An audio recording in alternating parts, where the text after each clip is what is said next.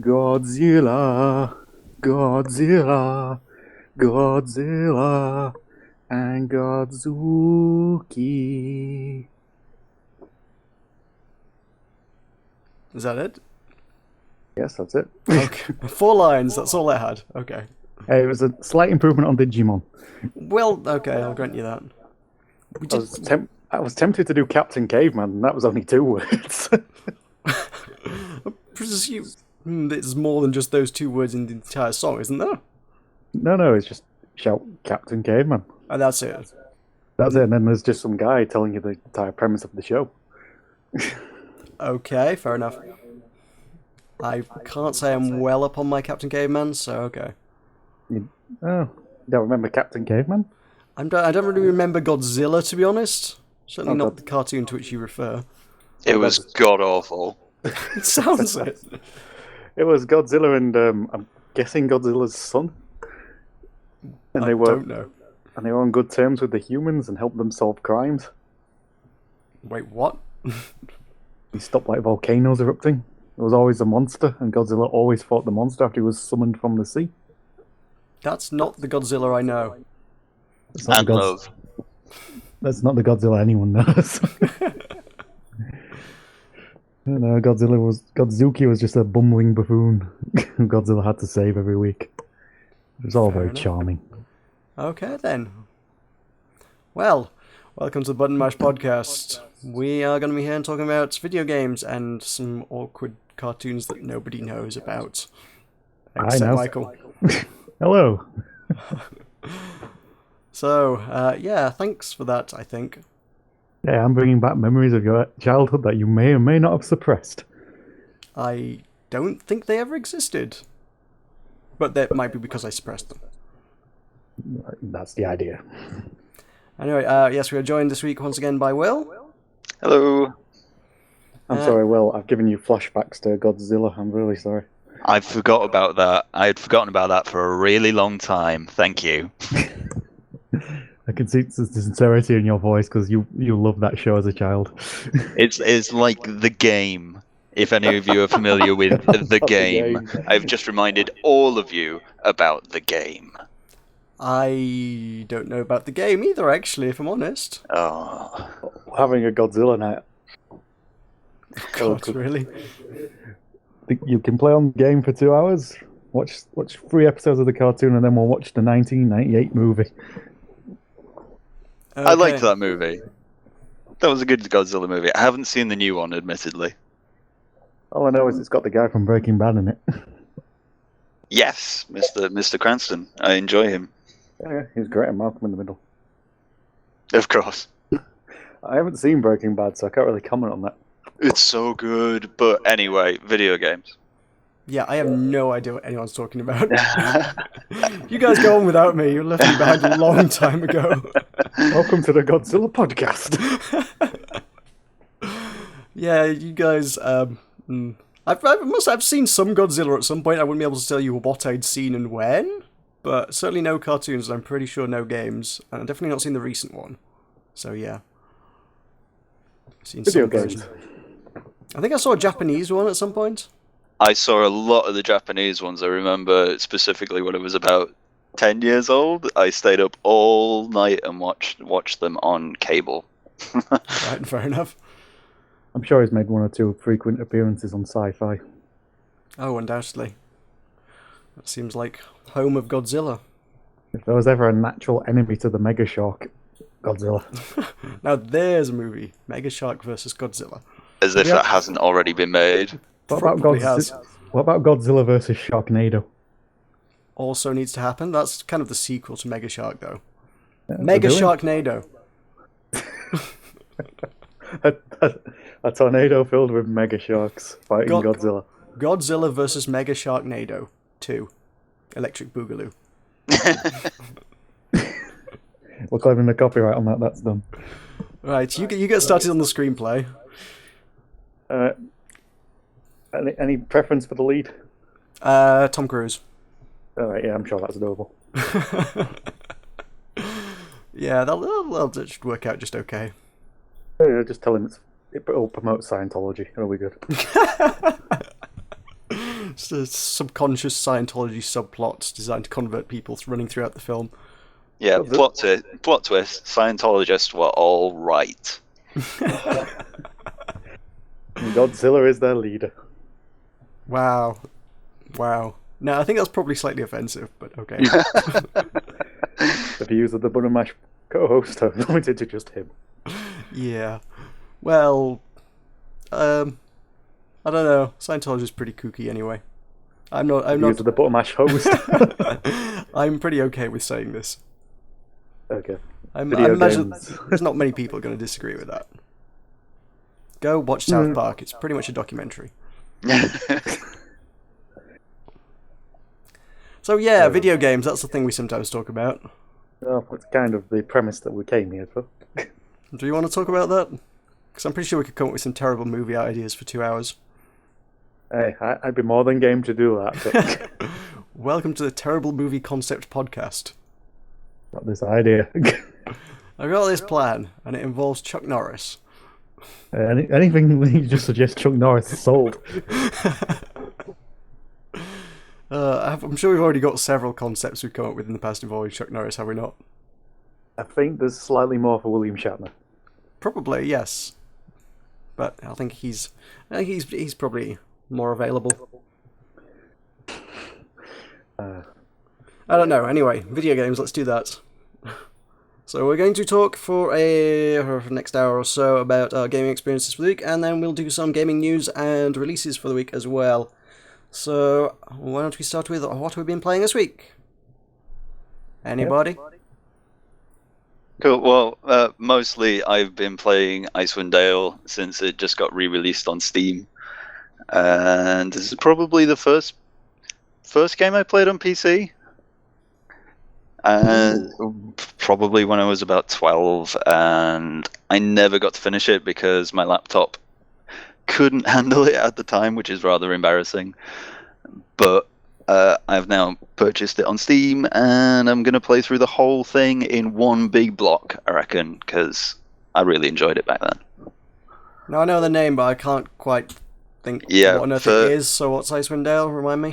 For those of you that don't know what it is, it's a isometric strategy RPG set in the Baldur's Gate universe. Right. So lots of magic and wizardry and hitting things with maces and big swords, and it's fun. I imagine most other people will find it quite boring. If you don't like D&D, this is definitely not for you, but I do. So. Has it got a lot of D&D stuff in it? So yes, loads of D&D it's stuff. kind of Neverwinter kind of direction, is it? Yeah. So do you have to roll it? This is way before Neverwinter. Yeah, okay. You have to roll a dice before you can do anything then. The whole thing's set on dice rolls. Ah, right, that's quite cool. Yeah, that's what I was saying. That's why I was making the Neverwinter comparison, because that was quite heavy on the old dice rolling as well. It's kind of, a lot of virtual dice, as it were. Yep. So a lot of the time I'm still getting critical misses because I'm sort of mid-early game. How does your skills affect whether you get your dice roll luck? How does that work? Your set of skills, so you'll be rolling, like, say, strength versus armor, I reckon, or with additional saving throws for whatnot and this, that. Alright, I was thinking when you say critical miss, I thought you were just saying I'm rolling ones. I was like, how can your skill affect whether you roll a 1 or not? It's a dice. I thought critical miss. I mean, clearly I don't know my stuff when it comes to this kind of thing. I just thought critical miss was just like a 1. Is that not a thing? But I don't know, because you don't ever see the dice in the game. Oh, right. But it will quite blatantly tell you made a critical miss. Oh, right, I see. Fairly obvious once you've been killed by a goblin or something. Well, you played D&D, Michael, so you should know these things. You should be well up on your D&D. I've only played it 3 or 4 times, so... That's a lot more than me. 3 or 4 times more than I have. Dear. No, well, generally it is considered when you're playing the board game. If you get a 1, that is a critical miss, but... yeah, I'm not quite sure how the game engine would do that, because if you don't see the outcome of the dice, then you just got to assume.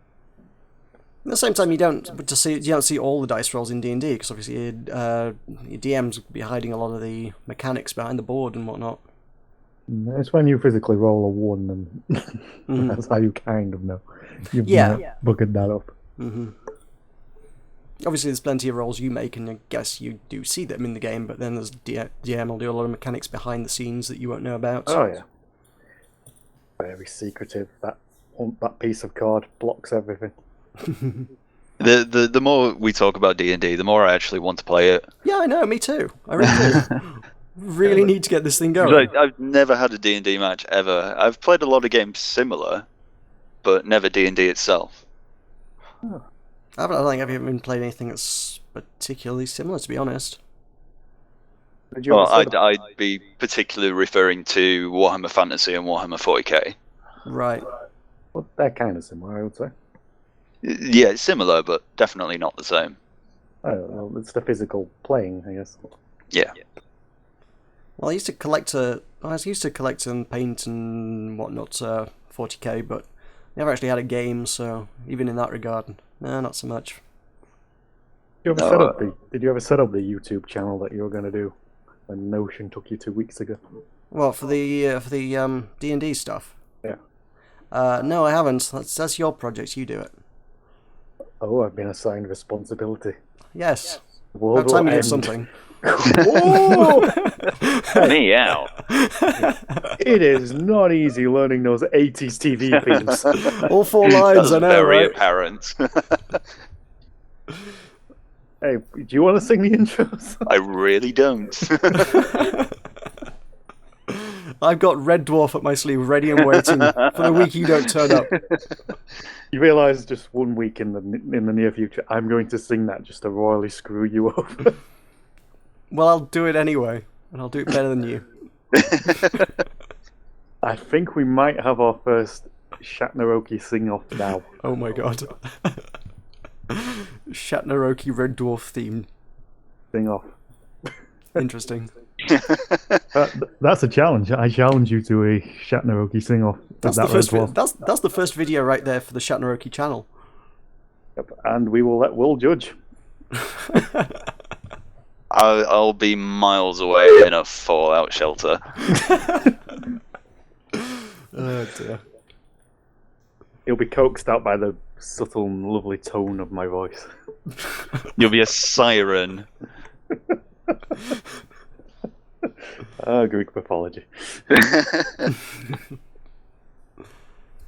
So, Moving swiftly on. yeah, where were we? We're talking about something. Icewind Dale. Oh, Icewind Dale. That's relevant to Shatneroki. Oh, totally.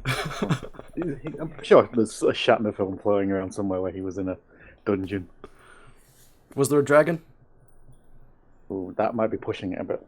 Okay. Well, that needs to exist Icewind now. will. So yes, I see you put enhanced edition. Is this a... Well, have they made it shiny then? I don't know. It hasn't actually changed visibly from what I can tell from the original, but it's still good to play. So I'm guessing they're calling it the enhanced edition because it's including 2 lots of DLC. Is Right. it as good as you remember, Will? It's exactly how I remember it.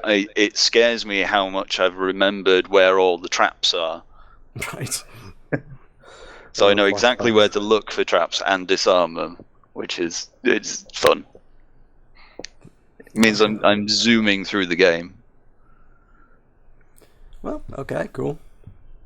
That seems like that would sort of detract from the experience a bit if you're like, I know how to beat everything here, but I haven't finished this, so I'm looking forward to getting to the part where my computer would always crash. Oh, and then right. seeing where I go from there.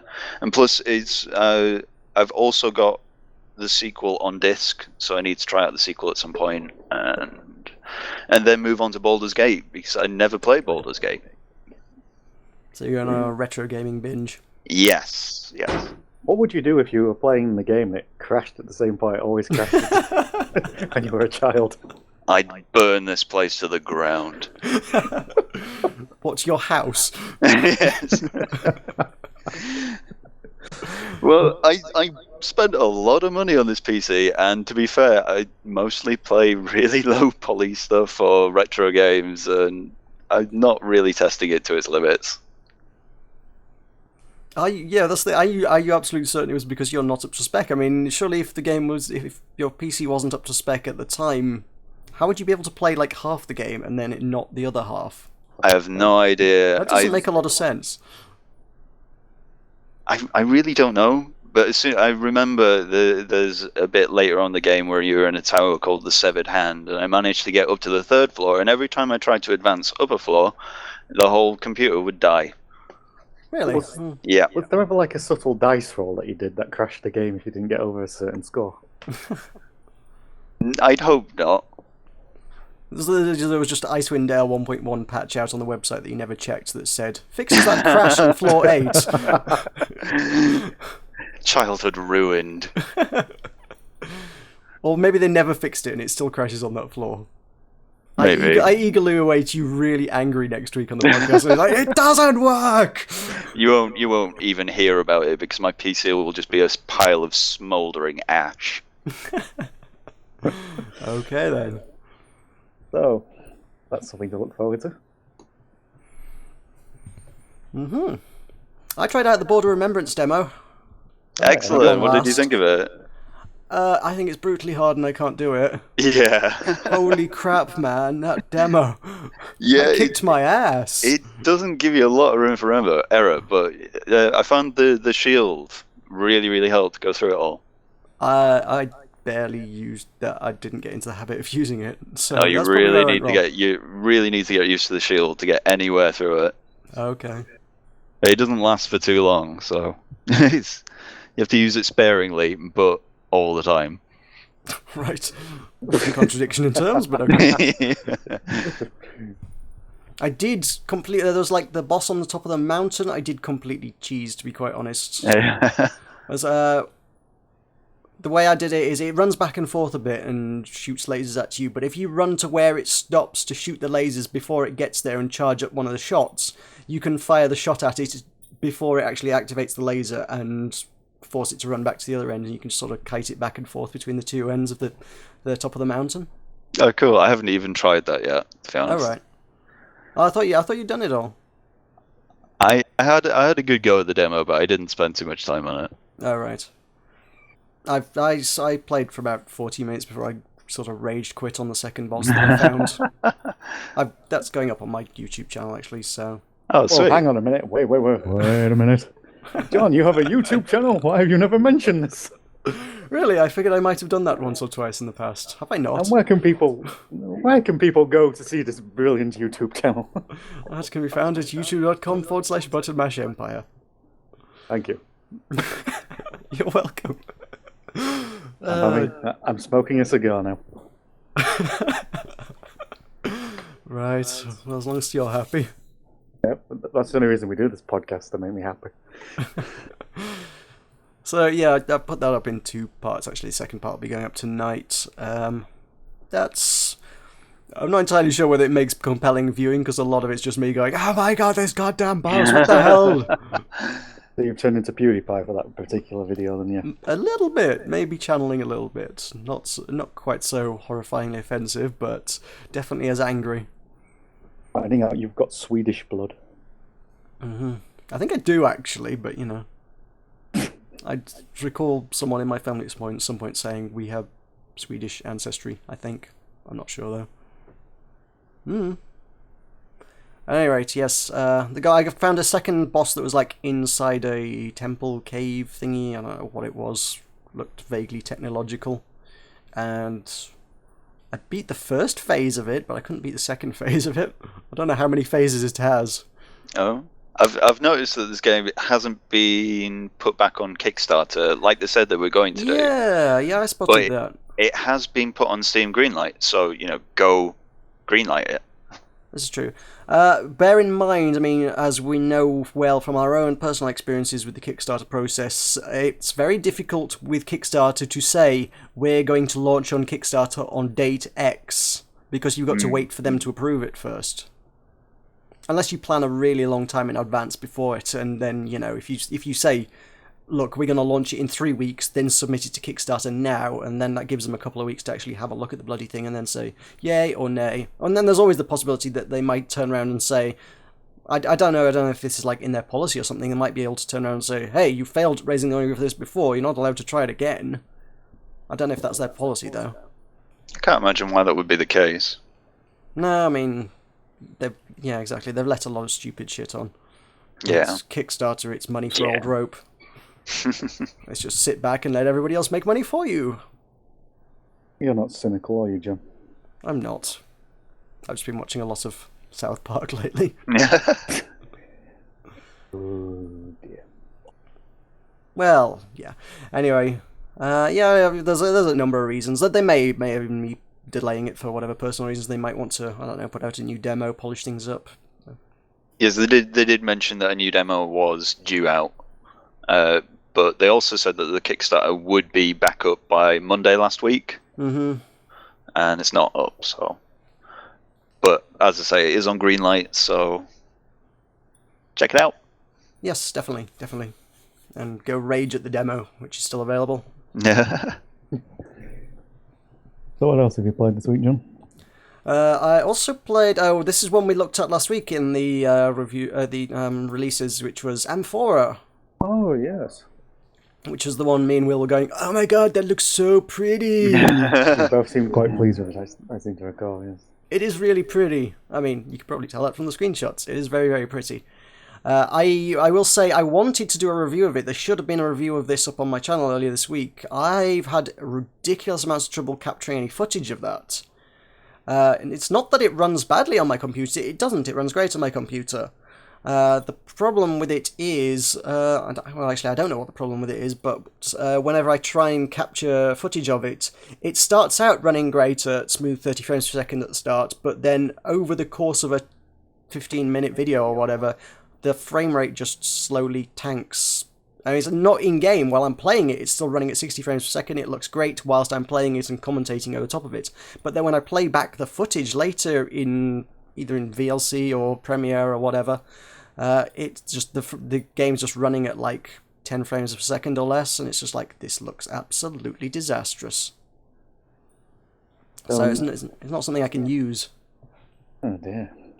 Which is a shame, because I would really have liked to have covered that. Are you going to have another attempt at it? Well, I had 2 attempts at it, and both of them came out. I tried once, and I was like, oh, maybe it's something to do with settings and codecs and whatnot in my capture software.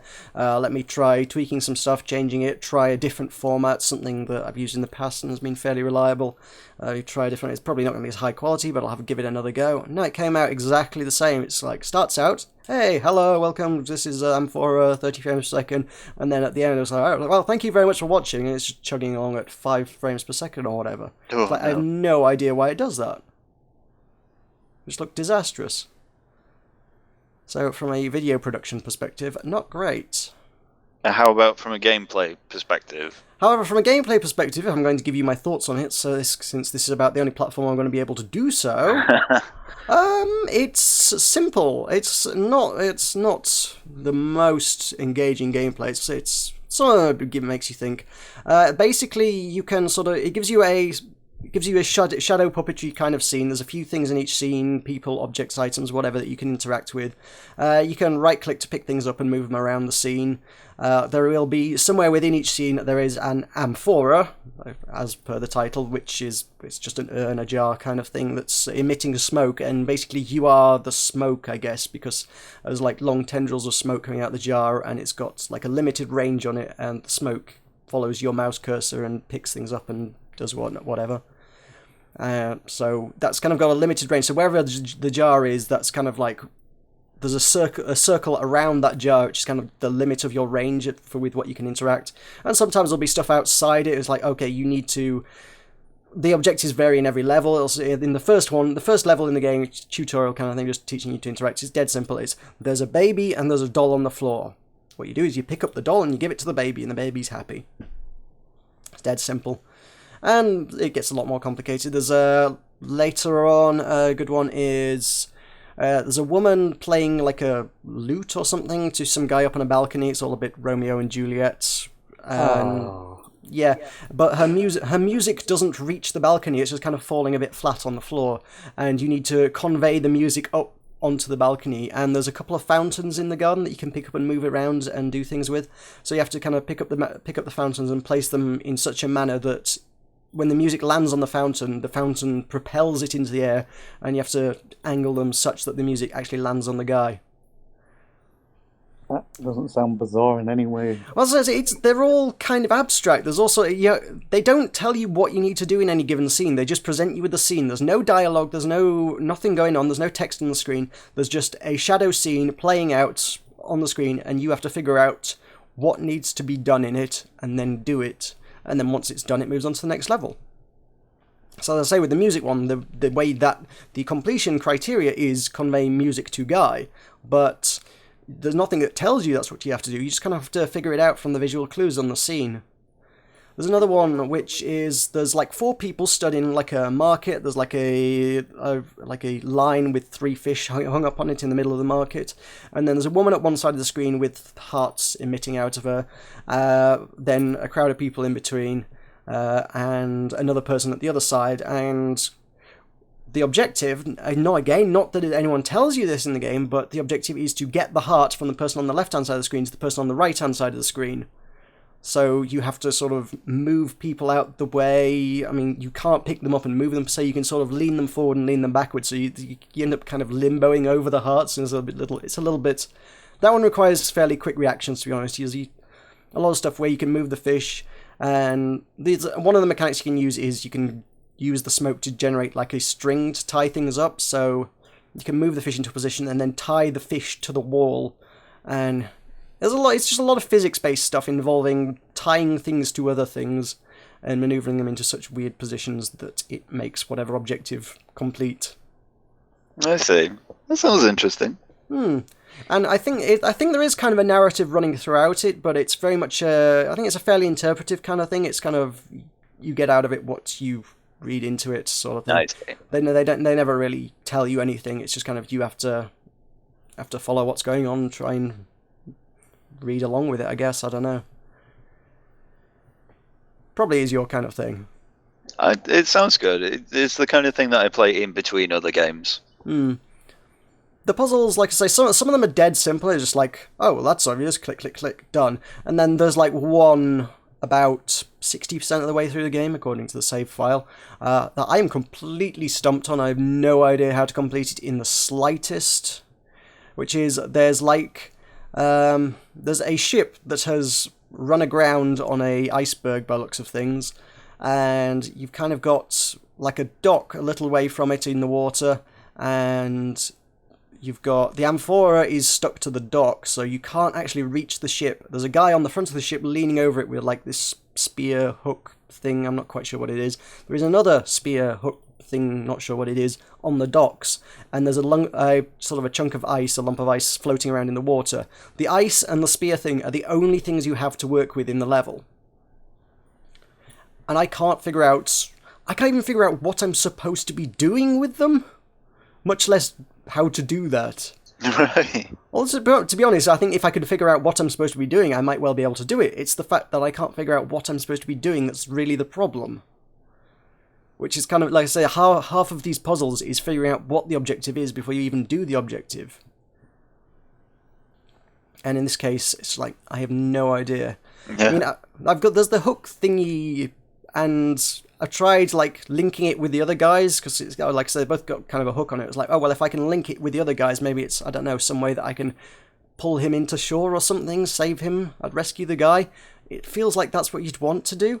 I've tried that, it doesn't work. That's not the objective, so I don't know what the objective actually is. Not that it's confusing you or anything. Well, I know, I don't know whether this is available to the public. I know the developers did, certainly when they sent me the press kits, they sent a link to a YouTube video that's unlisted, so you can't search for it on YouTube or anything, but they just put out an entire walkthrough of the entire game. Well, I imagine a walkthrough will be available. I'm sure someone else will have made one, yeah. Yeah, But definitely. this was like pre-release. The developers were just like, Right. look, press, if you get stuck on this game, here's all of the answers. And I spent a little over an hour getting a little over halfway through the game.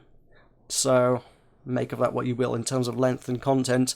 The developers' entire walkthrough in just one go, in which they're just like boop boop boop boop boop boop boop boop. These are done. So it was less than half an hour long, about 20 minutes long maybe. Wow. So if you're ridiculously good at the game and solve them all immediately, there's probably not much content in there. But then, if you actually have to stop and think about the puzzles like I do, and I'm like, I don't know what I'm doing. How do I do this? This is really weird. And playing with the physics and stuff to try and get something.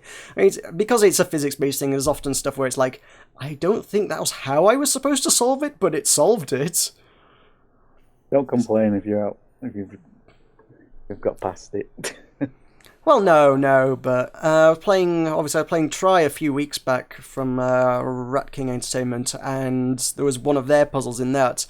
As I have no idea what the actual solution to the room was, but I ended up building there was like a really shallow sort of dip in the room, and I ended up building a big platform really, really elaborately. It took me ages to build this huge platform over the dip to raise up some crates so I could stand on the crates to get to another object. And I sent a screenshot to the developer and I was like, I don't think this is how this one was supposed to be done, is it? And they're like, no, it's not. Yeah. Oh dear. But congratulations on your ingenuity. So I like that kind of thing. I like being able to solve things the wrong way, as it were. It's fun to be able to do that. It's a good mechanic if a game has multiple ways to solve a puzzle like that. It's usually the wrong way is usually infinitely more laborious than the standard way. It's like, I've been at this for half an hour. This puzzle should probably just have a fairly simple solution I've just missed. I've just spent some half an hour just building some elaborate contraption just to get through this room. So yeah, that one level. Maybe I should just look at the bloody walkthrough, but that one room in Amphora's got me stumped. Early on I was thinking this game seems really trivial. A lot of the early puzzles are really easy. I was like, I hope this gets a little bit more tough because this is really trivial through and through. It's very pretty, but it's not really doing much. And then later it's like, I have no idea. So it does ramp it up a bit. But yeah, that's a cute little title. I think it could be worth a look. Yeah. Oh, cool. I may pack. Also, this week, I got WildStar. Ooh, you've been playing WildStar. I have been playing WildStar. WildStar, they put out a huge patch this week, and there's a lot more content in the game now. Oh, good, because I think we were kind of worried it was going south for a while. Mm-hmm. Yeah, one of the things they've added was a huge chunk of solo content, which is rather good. I've not got properly stuck into that yet. I don't know how long it's going to take. I want to just get a good session where I can just sit down and chew through the solo content bit. So no, it's part of the main world story, the overarching main plot line of the entire game, and it's kind of, I think it's very, if not the end, it's very, very close to the end. It's like the last huge chunk of solo content. It's like, I want to get stuck into this at some point. But they added an entirely new zone for level 50 players to work through. That's added, honestly, not nearly as much solo content as I might have liked. There seemed like there's like a small handful of like maybe 5 to 10 quests that you get done really quickly with. You like play it for like half an hour or so, and it's like, I seem to be done here. This wasn't very long. What's going on in this zone? There's a whole bunch of group content, which I've not really got into because that involves me finding groups for stuff, and I'm terrible at that. There's plenty of daily quests, but they're dailies. They're the sort of thing you end up grinding day after day after day after day, and, you know, nobody considers them real content. It's just something you have to do. That's the spirit. and then there's a huge 20-man massive thing that goes on several times a day, like some of the other stuff. This one it's broken up into like 4 or 5 sections, I think. There's like a huge bombing run bit. Everybody has to get into sort of helicopters and fly over some giant plague worm things that have got these targets on their back, these pustule gross things on their back, and they grow back really fast. So you kind of got to coordinate with everybody, and once they've all been destroyed at once, that worm is down, and there are 4 of these things. So you've got loads of people on the Exile side and loads of people on the Dominion side, all flying over. They're both one going from one side, one doing a pass over the other way. So you've got both sides passing each other in midair, both doing flying over the same targets, and you've got to take down 4 of these targets who've all got the same sort of job on the back. You've got to take out all the targets at once. It's ridiculously difficult to coordinate because nobody's actually playing together. Everybody's just doing it at the same time. It's really hard to do that. It's astonishingly so. Because they grow all the pustule gross things on the back. They grow back really, really fast. So if you're not really bloody quick off the mark following up shots, if someone else fires at a bunch of them, you got to go and take out the rest like within seconds. Otherwise, they'll just grow back, and it's like there's a bunch of health meters at the side of the screen the whole time this is going on, and for like quarter of an hour, 20 minutes or so, it'll just sit there, all of them at like 1% health. They just say 1%, 2%, 0%, 1%, 2%, 0. As people keep bombarding them, it's just like they won't die. It's crazy. Then you have to go. Yeah, then once you eventually do get those down, you have to go do a bunch of kind of holdout kind of things. Holdout's what they call it. It's just sort of a survival, a few waves of enemies for a length of time, and that involves huge groups getting together to do that. Then there's a bunch of kind of mini boss kind of deals. Then you have to go plant a load of bombs and blow up a load of stuffs. And then there's one final huge boss that requires everybody to coordinate to take down. Which is kind of cool. And then your reward for that is you get a bit of a cutscene and some more stuff, which I think I kind of did it in the wrong order the first time, because for whatever reason, there's a quest to kill that final boss thing, and the first time I did that quest didn't complete for me. I don't know why. It didn't give me credit for the kill the first time I did that. Once that's done, then there's actually a thing which takes you onto the major solo content, as it were. The Omnicore one, I think they're calling it, which is the final hurdle. I know the official sort of patch notes and stuff and whatnot they did was like, oh, this needs to be completed. They say this is to be completed simultaneously with Datascape, which is the major raid in the game at the minute. The one it's got like 13 bosses, and I don't think anybody in the game has actually defeated all of them yet. That sounds brutal. Yeah, so I don't know whether they're doing the content gated, kind of like Blizzard did Naxxramas, insofar as like, oh, they'll release one new boss each week or whatever. And I know Blizzard did it a bit faster than that, but just the rate of progression people are going through Datascape makes me feel like that's kind of what they're doing with it. I don't know, because I haven't been in there, but yeah. Either that or the raids are just horrifyingly brutal, such that they haven't even been completed yet 3 months after launch. Wow. 3 months? Hang on, when was it? It was June, about 5 months after launch now. Jesus. Wow. Yeah. So, yeah, the Datascape, I guess, is supposed to be kind of the end of the major world story, the kind of, I suppose, vanilla WildStar. After that, that's the point at which you then have to start doing expansions and add more story onto the thing. But right now there's the one big bad that's trying to destroy the world, and I guess Datascape is leading up to that, but I guess it also ties in with this new Omnicore one, which is obviously the major solo content. So you got 40-man raid that ties in with solo content, which is kind of weird. But yeah, I want to see the solo stuff. Whether I'll ever get to see the 40-man stuff, which just sounds insane, probably not, but I'd like to get into the solo, no doubt.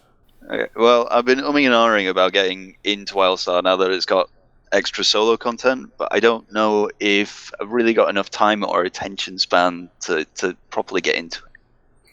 It's still an MMO, it's still a big time investment. It would be like, it's still probably not as big, but it would still be like getting into World of Warcraft. If you wanted to get into it for the solo content, it would be quite a lot of time investment, because you've got to go through the whole leveling process. You've got to get to level 50 first before you get to much of the major storyline stuff.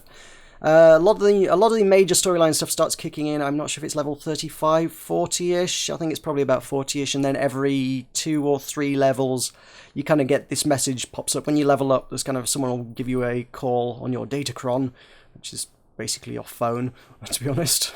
And they'll say, "Hi, we've got a new mission for you. If you come back to the base, come to the lab, and they'll send you in through some magic portal thing, and you go and do some stuff." So that's kind of where a lot of the major solo content comes. Every couple of levels, they'll give you a ring back and like, "Hey, next part of the story, come do the next part." And I'm guessing that's where this Omnicore 1 ties into at the end. But obviously, you're still going to have a significant time investment to get there in the first place. Yeah, I do tend to swap and choose between games. I haven't even finished Alien yet. I'm still savouring that. Right. It's such a good game. I'm pacing myself with it and savouring it because this is probably going to be my game of the year. Right. Okay. High praise indeed. Exciting. I'm pretty sure I know what my game of the year is. I don't think I can. Keeping it close to your chest? I don't know whether I am or not. I mean, we're almost in December. That's about the time of the year I would have to do that sort of thing. Yeah. I think I probably said. I think I said it at the time when I played the bloody game anyway. So I might as well go ahead and say it, I suppose. Always Sometimes Monsters. All right. Ah, That's interesting. choice. Because that was. You guys know what that one was, yeah? Yeah. That's the super heavy. It was just RPG Maker tile. It was the super heavy, interesting, branching narrative kind of thing. They did some really clever, cool stuff with that, and such a powerful title. It was really good. I was very, very impressed with that title through and through. So, I would not have pegged that for your game of the year. Really? No. What would you? I don't know, but definitely not that one. I don't know why. I don't think I saw all the content you did on it. I only ever did a review on it. Ah, right. Well, I saw the majority of that review then.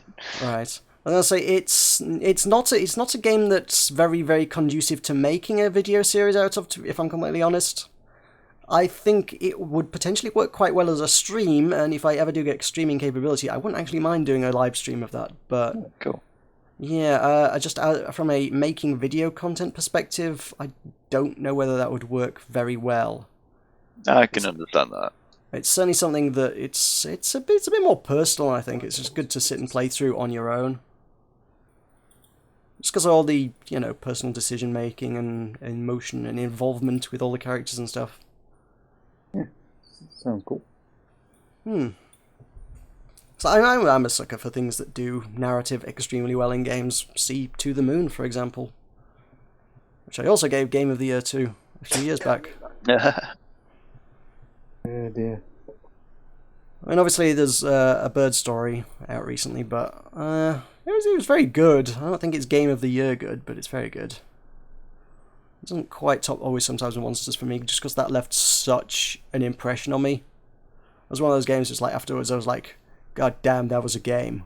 Oh dear. Game like that leaves a mark, man. Leaves a mark on you. Never forget where you were. Also carried on playing some Randall's Monday, because that's actually really cool. Although I did get into one ridiculous scene that was really difficult to get out of. There's a scene in a psychiatrist's office, and he's just giving you a series of Rorschach tests, and I didn't realise is like the way you get out of that is you have to interact with something in the background, and I was like, for ages I was just going through this dialogue tree, and I was like, one of these dialogue options must be the way out.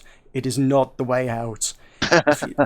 If you just keep picking dialogue options, the guy just keeps going back to the start of the card, and he's like, I don't think you've been very honest with me. Let's start again with the first card. And he's like, okay, third card, fourth card, fifth card. I don't think you've been very honest with me. Give me some more answers. First card, second card, third card, fourth card, fifth card. I'm like, what answers do I need to pick for this? Come on, give me some answers. I don't know what answers I need to pick. I'm trying all the dialogue options here, every conceivable combination of dialogue options I can pick throughout this scene. I was like, oh my god, why can't I? Oh, this is ridiculous. And eventually I figured it's a little bit buggy. I don't think you were supposed to do this, to be honest, but if you pick certain options, he will stop for a second and start scribbling some stuff on a pad of paper instead of talking to you. And you've got like about 5 seconds within which you can open your inventory. And by opening your inventory, you can get to the walkthrough cheat guide hint system bit. And at that point, I'm like frantically clicking the buttons going, hint, hint, hint, hint, hint, hint, where's the hint, which hint do I need, where is it in here, before he resumes dialogue again, it ruins everything. because he's still playing out in the background. Opening the inventory doesn't pause it or anything. The moment he's finished doing his writing on the bit of paper animation, he holds up the next bit of card and asks you the next question. And it's like, okay, back to the game. So like frantically scrolling through the hint system, trying to like, how do I break this goddamn loop? Aside from that, it's very cool. Excellent. That was a very frustrating 20 minutes or so for me.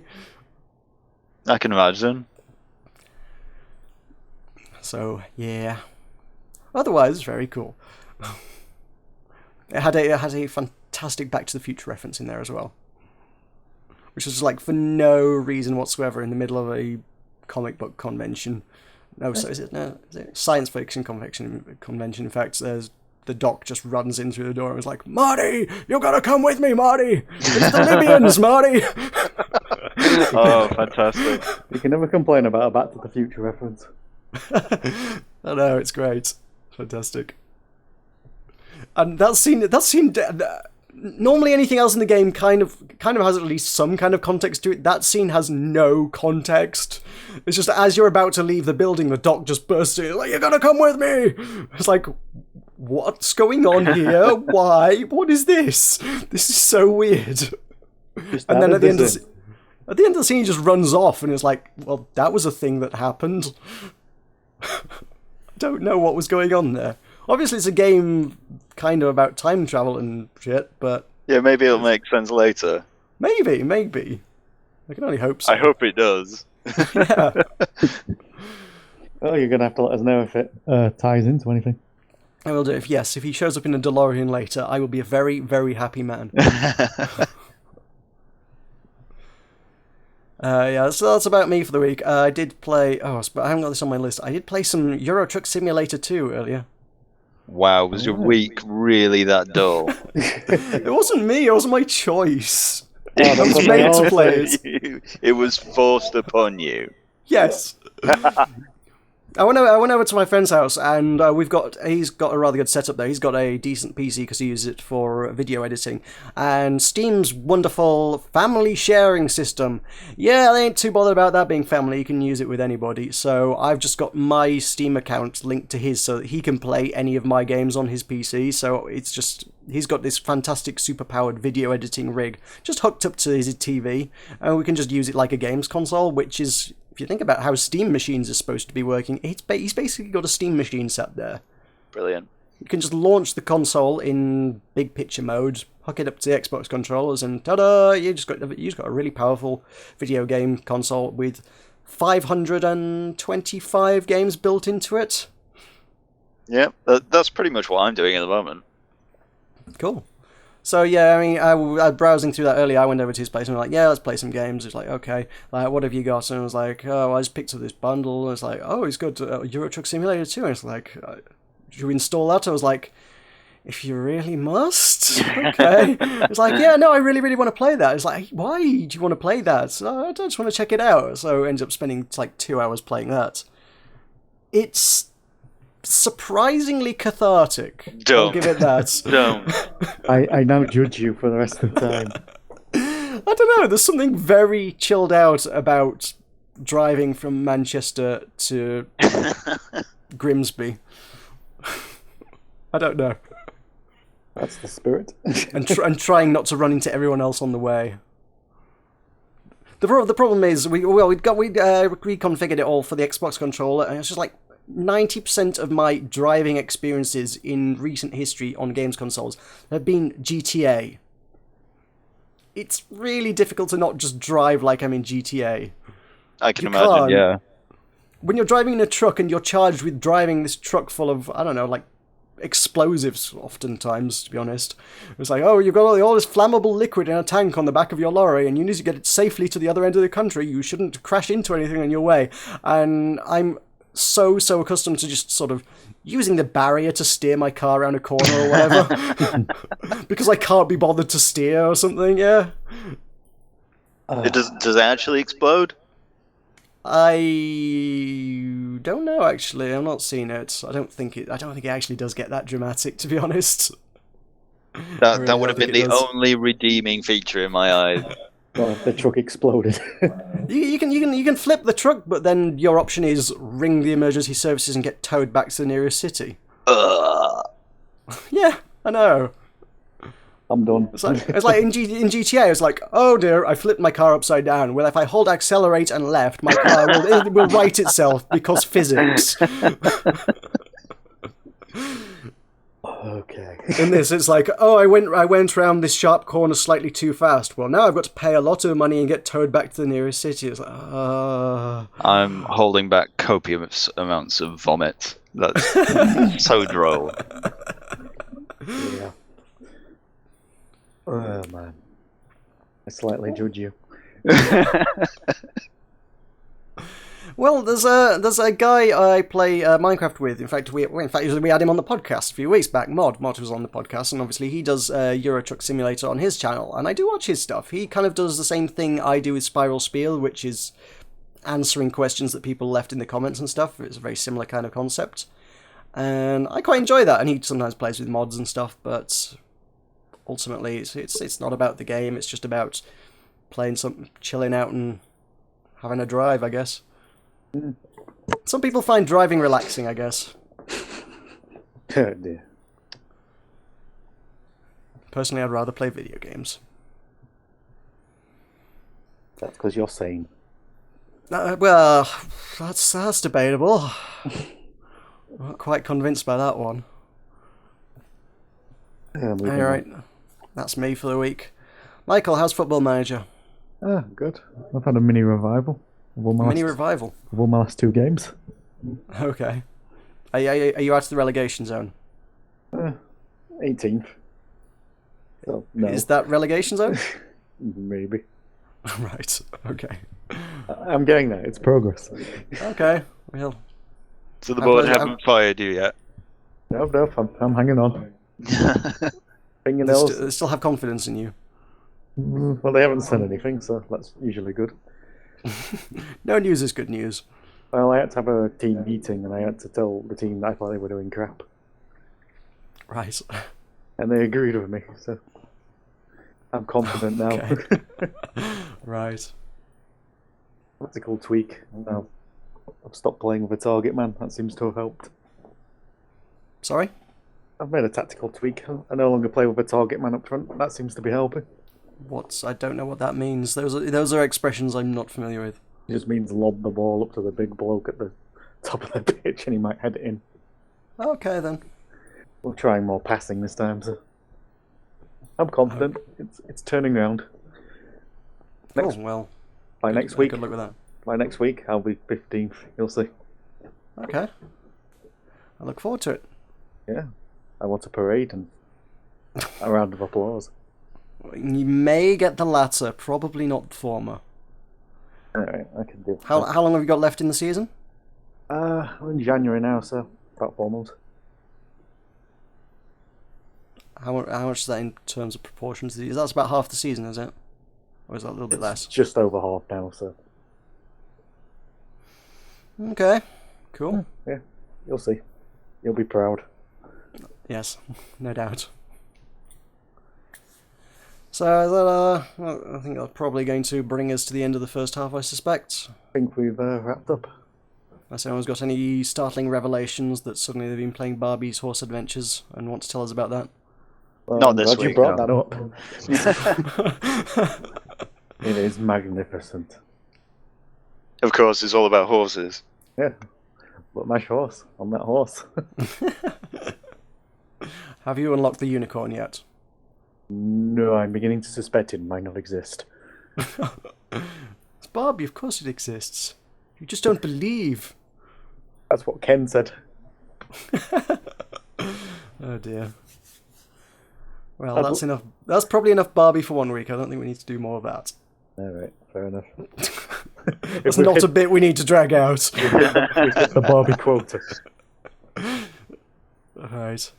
Well, we'll take a brief break for a moment then, but when we come back, we shall be bringing you some of the latest gaming and news and gossip of the week, as well as some of the upcoming releases for the coming week. And now a word from our sponsors. Have you ever felt that your arse needs more attention? Why, yes, I have. Well then, Get down to Arse Goggles Emporium and buy yourself some arse goggles. Wow! See that man over there with the saggy arse? I do. If he bought some arse goggles, it would inflate to the size of regular sized arse. Wow, that's incredible. I would never for a moment have thought his arse could be improved. Yes, well, it's very simple science, which I can't explain here for legal reasons. Arse goggles, available now. Warning, product may cause cancer. Button Mash Podcast is back. Welcome back to the Button Mash Podcast. We have some gaming news and gossip for you for the week. And now, gaming news and gossip. Again, I will make my usual claim that I don't know how much gossip there is, but there probably will be. Yeah, I think you've accepted it as an inevitability of this segment now, haven't you? I don't want it to be gossip, it just kind of happens. No, everything's reported as fact, but it then turns into gossip. Yeah, basically. Well, let's start out with the thing that's not gossip then. Should we do that? Yeah, okay, yeah, sure, why not? Half-Life 2! Ooh. Half-Life 2, as of... Was it today? I saw the article, I didn't realise it was today. It is, as of the day of recording, Half-Life 2 is 10 years old today. Hey, let's give That that a doesn't round make of applause. any of us feel old at all. I know, right? Let's give it a round of applause. A smattering. I'm not sure if the microphone picked that up. It did. Well, I heard it, yeah. Oh, good. So, yeah, that's That's a fact. That is a fact. I don't know how much there is to talk about. I don't think I ever actually, to be fair, finished Half-Life 2, so I don't know if it's left that much of an impact on me, personally speaking. No, me neither, to be honest. I did buy the whole series, but I haven't made it all the way through yet. I mean, yeah, I think I've got Half-Life on Steam, and I've certainly got the orange box, so I've got all the Half-Life 2 stuff. But yeah, I never finished even Half-Life 2. I didn't even get to episode 1, personally speaking, so I know everyone's like, "Oh, where's Half-Life 3 or where's Half-Life 2 episode 3?" And I was like, I really need to finish it before I even get that far. Yeah, I'm in no rush.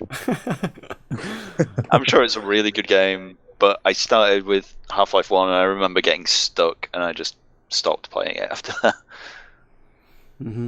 I think I just sort of trailed off partway through it, I'm not really sure. I don't know. It's obviously a fairly important series for a lot of people, and I think mostly the noteworthy fact is, like I say, as regards Half-Life 2 Episode 3 or Half-Life 3, the series never actually came to an end, and it's now just kind of very much a noteworthy milestone that you can point to and say, "Hey, it's been a while. Can we have this story finished now?" Oh. There you go. One is rather led to wonder whether Valve actually do intend to wrap it up at this point in time. Yeah, maybe they've got more important things to do. Well, yeah, in the last few years they've kind of obviously steered more into like the hardware and setting up Steam boxes and Steam OS. They're more interested in their distribution and they're staking a claim on people's TVs and such and forth. But as opposed to, I mean, what games have they put out in the last few years? Have they done anything since? What was the last one they did? Portal 2. Was it Portal 2 the last one they did? That's a few years now as well. Yeah.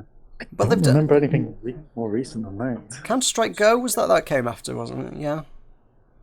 The thing is, a lot of the new stuff is kind of stuff that, I don't know, it's never made quite the same splash anything else has. When Valve do something new, everyone's like, "Way, Valve!" With Counter-Strike Go, it's just like, oh, there's another Counter-Strike. I think the Counter-Strike players liked it. Other people just like, oh, it's another Counter-Strike. Oh, okay. There's just no real impact or importance to it, I suppose. Dota 2, I suppose, you can point to and say they did that. Mm. That's probably fairly notable these days. Just a little bit. Being the biggest esport in the world, allegedly, I think. We're assuming. Well, it's going more on the figures from like the Invitational, their big tournament they did. I think it was just the fact that I think it had the last Invitational tournament they did for Dota 2 was the biggest attendance of any sport in the world so far to date, and I think it had the biggest prize of any tournament to date. On every time I'm saying this, I'm kind of concerned I might be confusing it with League of Legends as well, so I'm really not sure. They're both up there, and I don't follow either of them close enough to know which one I'm talking about. I think it's Dota, but I don't know. Let's not panic.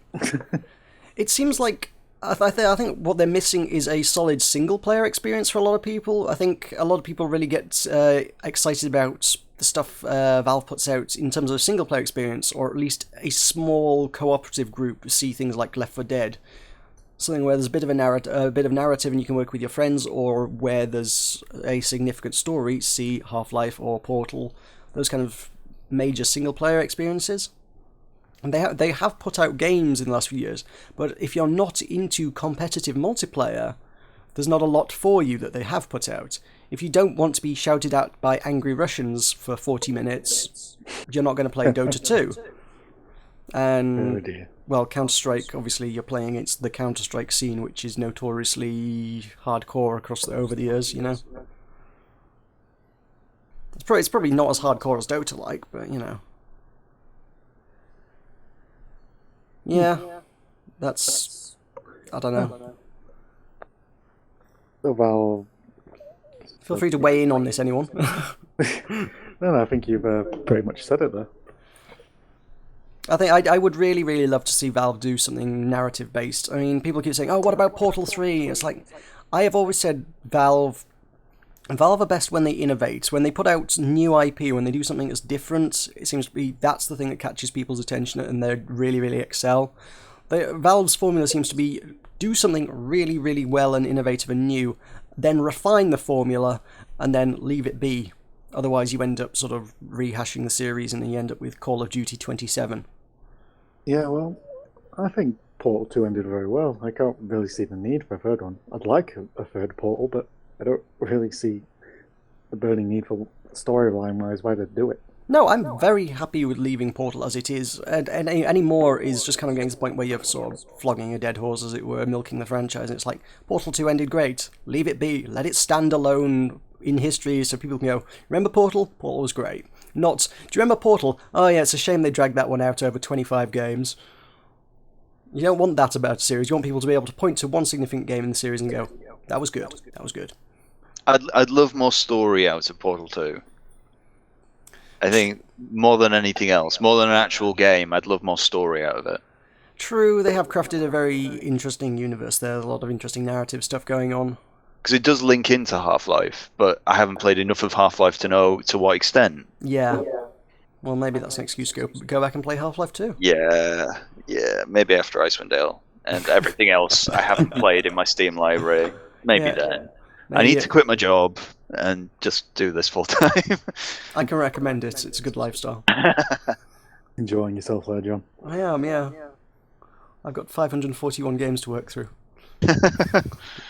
Just a few. Well, so, some of those are free to play. I think there's only 525 that I've actually got that are actually retail. A lot of those are free to play, sort of just install it and forget about it type games. Yeah, I'm still nowhere near that. A lot of those in the last year or so have just been review copies, to be honest. My library wasn't quite that sizable before. But then there's bundles as well. Bundles make that number go up. It's like I say, we were looking through it earlier today, and it's like half the games are like, I don't know what these are. That's why my mate looking at these games is like, what's that game? I'm like, I don't know. I have never played it. I don't know what oh, there's a game I've got called The Cat Lady. He was like, he looked at me and was like, The Cat Lady, what's that? And I'm like, I don't know. I don't know when I got it. I don't know how I got it. I don't know what it is. That's a character from The Simpsons, isn't it? It's probably a character from a lot of things, to be quite honest.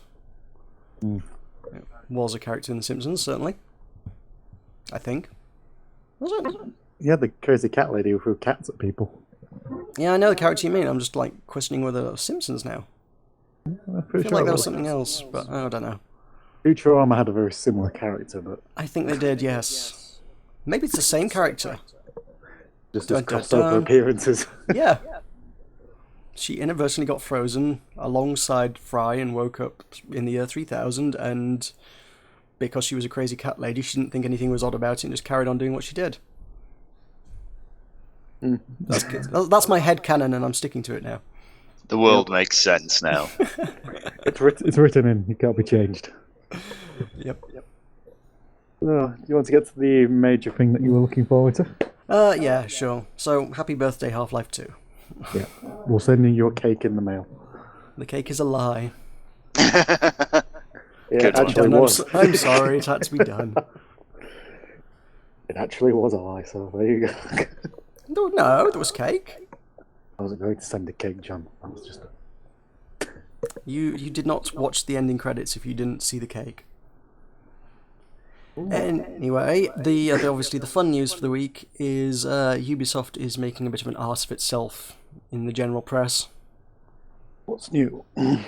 Well, okay, yeah, it's got a little bit of a track record of doing that. I mean, go back to Always on DRM and everything they've done for the last 5 to 10 years, I guess, but...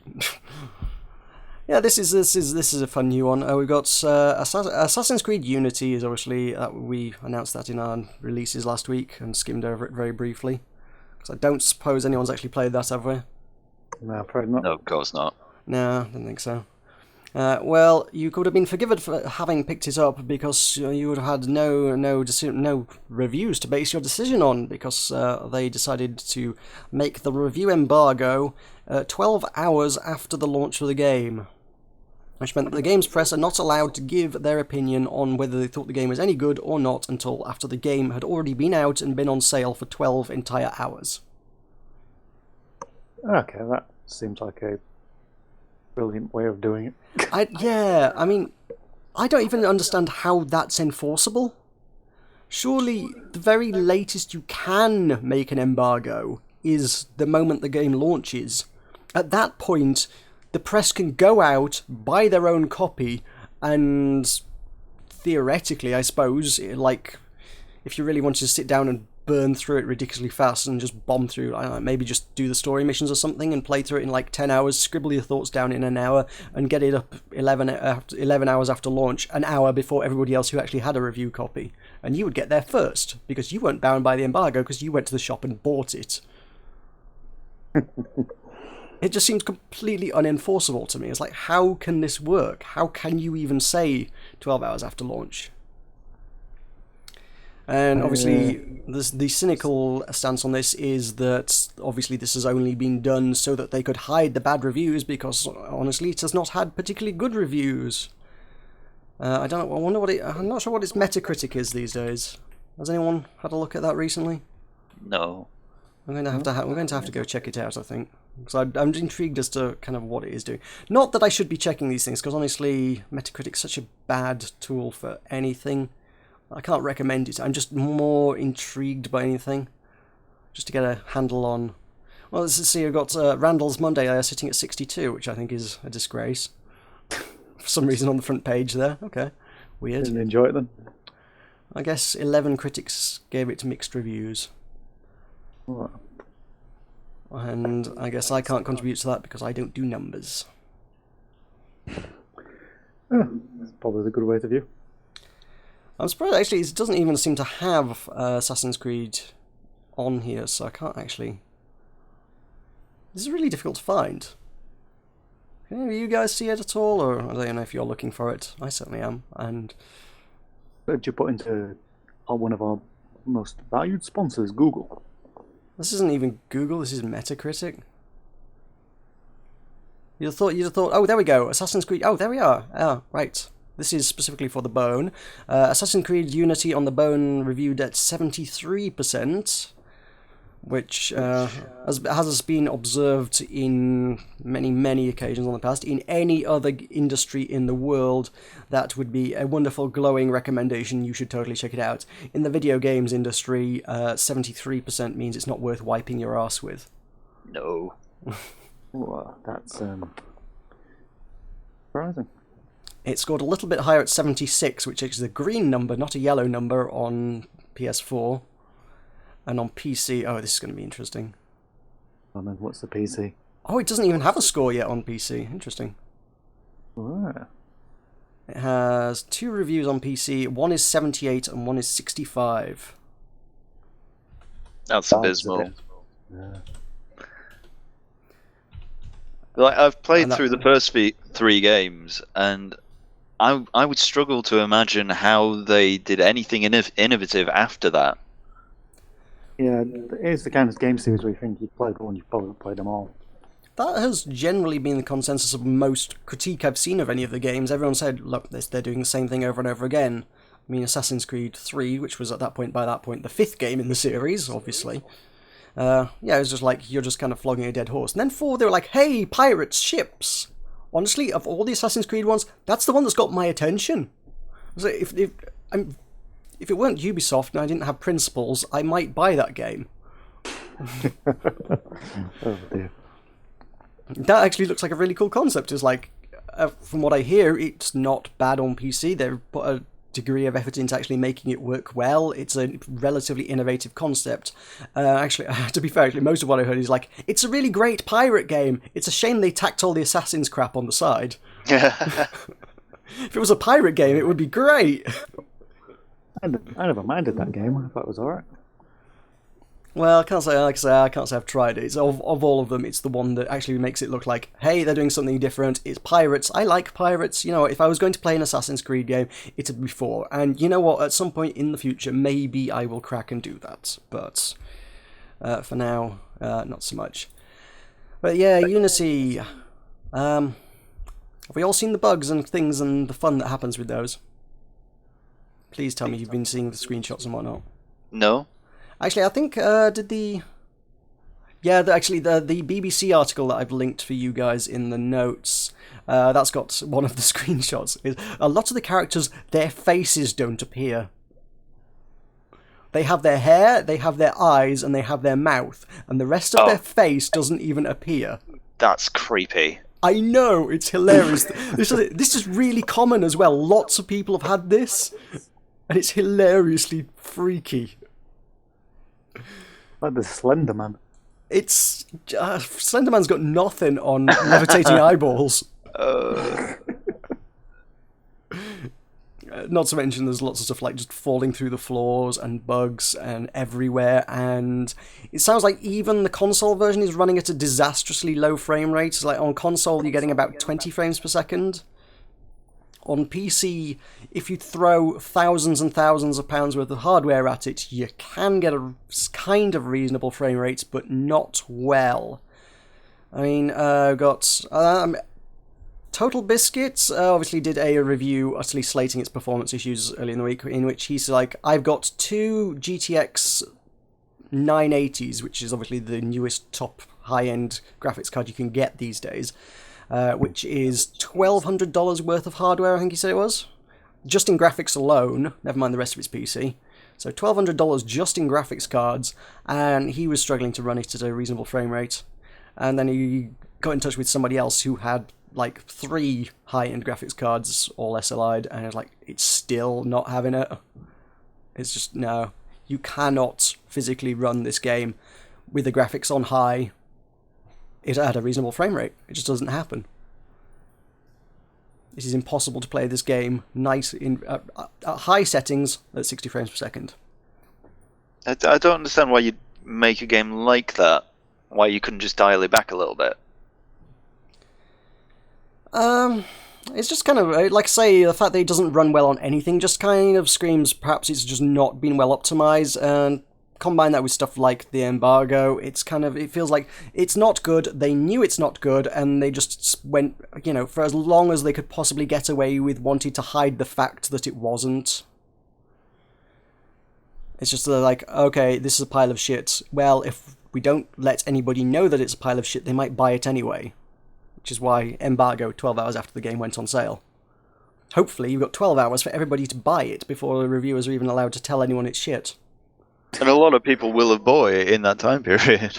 Absolutely. If you've got nothing to base your opinion on, if it's like, okay, well, I played the previous Assassin's Creed games, I expect this is going to be much more of the same, you know, it's going to be the same kind of deal. There's no reviews out yet, so I really have no idea one way or the other, but based on previous performance, yeah, sure, I'll give it a crack. So a lot of people have gone out and bought it on that kind of basis, and a lot of people are probably getting a little bit burned right about now. A fantastic line, which Dodger was. I heard Dodger going on about this earlier in the week. Her channel is Press Heart to Continue. Go check that one out. Shameless plug for people who don't need it. She was like, "How can you screw up a game that you've made so many times before?" I love that. It's like you made this game six times now. Is this which one is it? This is the 6th time you've made the same game. How did you get it wrong this time? It's like when the new Call of Duty comes out and it's a stinker. Actually, to be fair, this year it wasn't so much, but it has been frequently. It's like, again, how many times have you made this game? How can you get it wrong? You should know how to make this game by now because you've done it so many times before. People manage it. They clearly do, yes. So Ubisoft is not going down too well. I mean, the BBC article again said their stock's down like 13% nearly after the launch of this game, which is crazy. There's also quite impressive. That's fairly significant and quite impressive indeed. There's also another article I have linked if you want to check it out. It's not actually. I found this in. I think it was on Reddit earlier. I think in Gaming News. Which is not really news, actually. Yeah, it was a Gamer News subreddit, which was, Ubisoft would delay an Assassin's Creed if it's not good enough. This is actually from a year ago. This is not a recent article. This is last year's article that says, Ubisoft, oh yes, if Assassin's Creed wasn't up to scratch, we would totally delay the game. Yeah, well, about that, guys. They're keeping to that principle. Yeah, right. So that was on the back of a successful launch of Assassin's Creed 4. They were like, "Oh, this is wonderful, great! Yes, of course. You know, if we thought a game wasn't up to our standards, we absolutely would." The figure they gave there was like, "Oh, if we thought it was going to be a 70% or lower review, we wouldn't launch the game." I suppose technically, if we're going to go by that Metacritic score, not that, again, I would hold much store by it, but if we're going to go by it, I guess they've technically lived up to expectations, but just barely. Again, like I say, 70% is obviously measured in gaming terms. 70%, like I say, it's not worth wiping your ass with. So basically, they're saying our standards for we'll ship it is shit. Oh dear. If we will only ship this game if it's shit or better. That's the Ubisoft promised. The views of the Button Mash host. The views of the Button Mash host. Yeah, I don't give a shit. Oh wow. I don't think I'm on Ubisoft's press list at the minute, to be honest. Anyway, so I'm not going to lose sleep over not getting those review copies right now. So obviously, we'll presumably touch on it a little bit further, but in the releases for the upcoming week, we also have Far Cry 4, which is also Ubisoft. Ah. Do you know when its embargo is? Why don't you tell me? It's the day it comes out. Ooh. Okay. Yeah, I'm not sure if it's. I think it's when it comes out. I don't think it's 12 hours after. I'm not sure it's the same deal. And actually, to be entirely fair, I don't think it always was. For a little while, I think the embargo was supposed to be a week before launch. And now they've kind of pushed it back, which kind of, almost to me, I could be wrong, this is pure speculation on my part, but it sounds like panic. It's like whoever is in charge of QA at Ubisoft working on this particular project has been handed, this is the copy we're going to send to the press. Why don't you check it out? He's given it to his PR team, QA team, and they've gone, yeah, this is shit, we can't ship this can't go to the press. He's then gone to their PR team, the people who go hand it out to the media, and they're like, yeah, they're not allowed to review this. These people cannot review this game. That's what it sounds like to me, to be honest. So it's like, okay, give us another week to work on the game. I may be wrong, I don't know. It may be the same kind of deal. It might be just like, let's just not let people see. That's kind of a very, very cynical take on it, perhaps. It also may be a very accurate take on it, I don't know. I'd imagine that's the case. Because they can, obviously, after it's been released, they can patch it. Well, So, you know, as long as it's on time, they can still patch it. True, but they could still patch Unity as well, technically. I mean... Yeah. Which I'm sure they will do. There was another article I saw earlier this week, which was the idea that games reviews are not the same thing that they used to be. So I think the phrase they used is more of a tourist guide, because you can't on launch day judge very many major releases these days by what sort of state they're going to be in potentially months down the line. I mean, the Destiny one was a great example. I mean, Destiny also had a launch day embargo, and their reason cited was you can't fully appreciate this game until multiplayer's online, and multiplayer's not going to be online until after the game launches. That's fair enough. It could be an excuse, but, you know. I don't see any reason why press couldn't play with other press. I mean, it's not like it's massively multiplayer. I mean, it's sort of pseudo-massively multiplayer, but if we're talking about little groups of 3 or 4 people playing together, I don't see why they couldn't have opened it up to press, potentially. Fair enough. I mean, look at Natural Selection 2 Combat, which I played a few weeks back, which is that, but they managed to get multiplayer online working before launch for that one, because I was playing it. It was press groups playing the game together. Why couldn't you do that for Destiny? I don't know. Seems kind of odd. At the same time, it's obviously it's a huge game with lots of content, and later down the line they're planning on adding a lot more content to it over potentially a span of years, I guess. So, is it fair to judge Destiny on launch day by the state that the game might be in 6 months down the line? Some people would say yes, some people would say no. It's kind of a bit of a contentious issue, I suppose. And the same can be said of quite a lot of games. But I think the important thing to remember with a review is it can only be taken in the context of the time that it's written.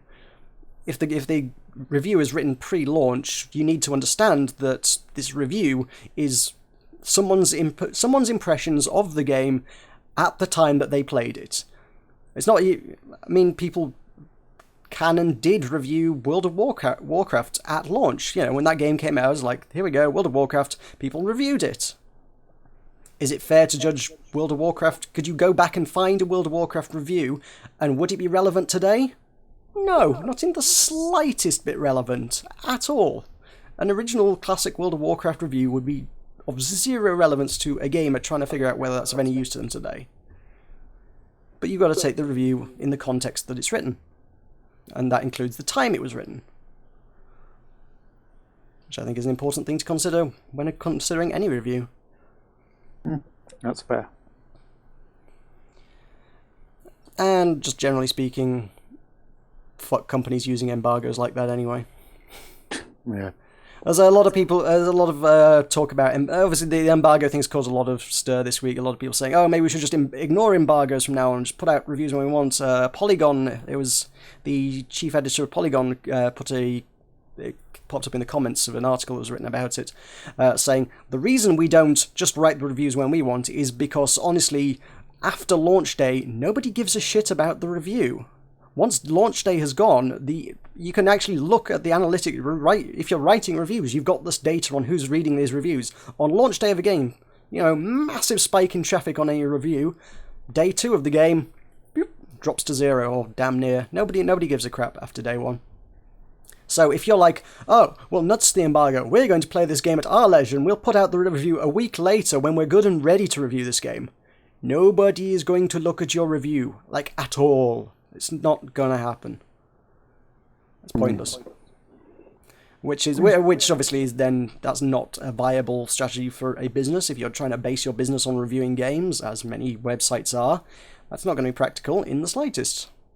You need to get those reviews out on launch day to get the traffic so that you can continue making money and keeping a roof over your head. Yeah, that all makes sense.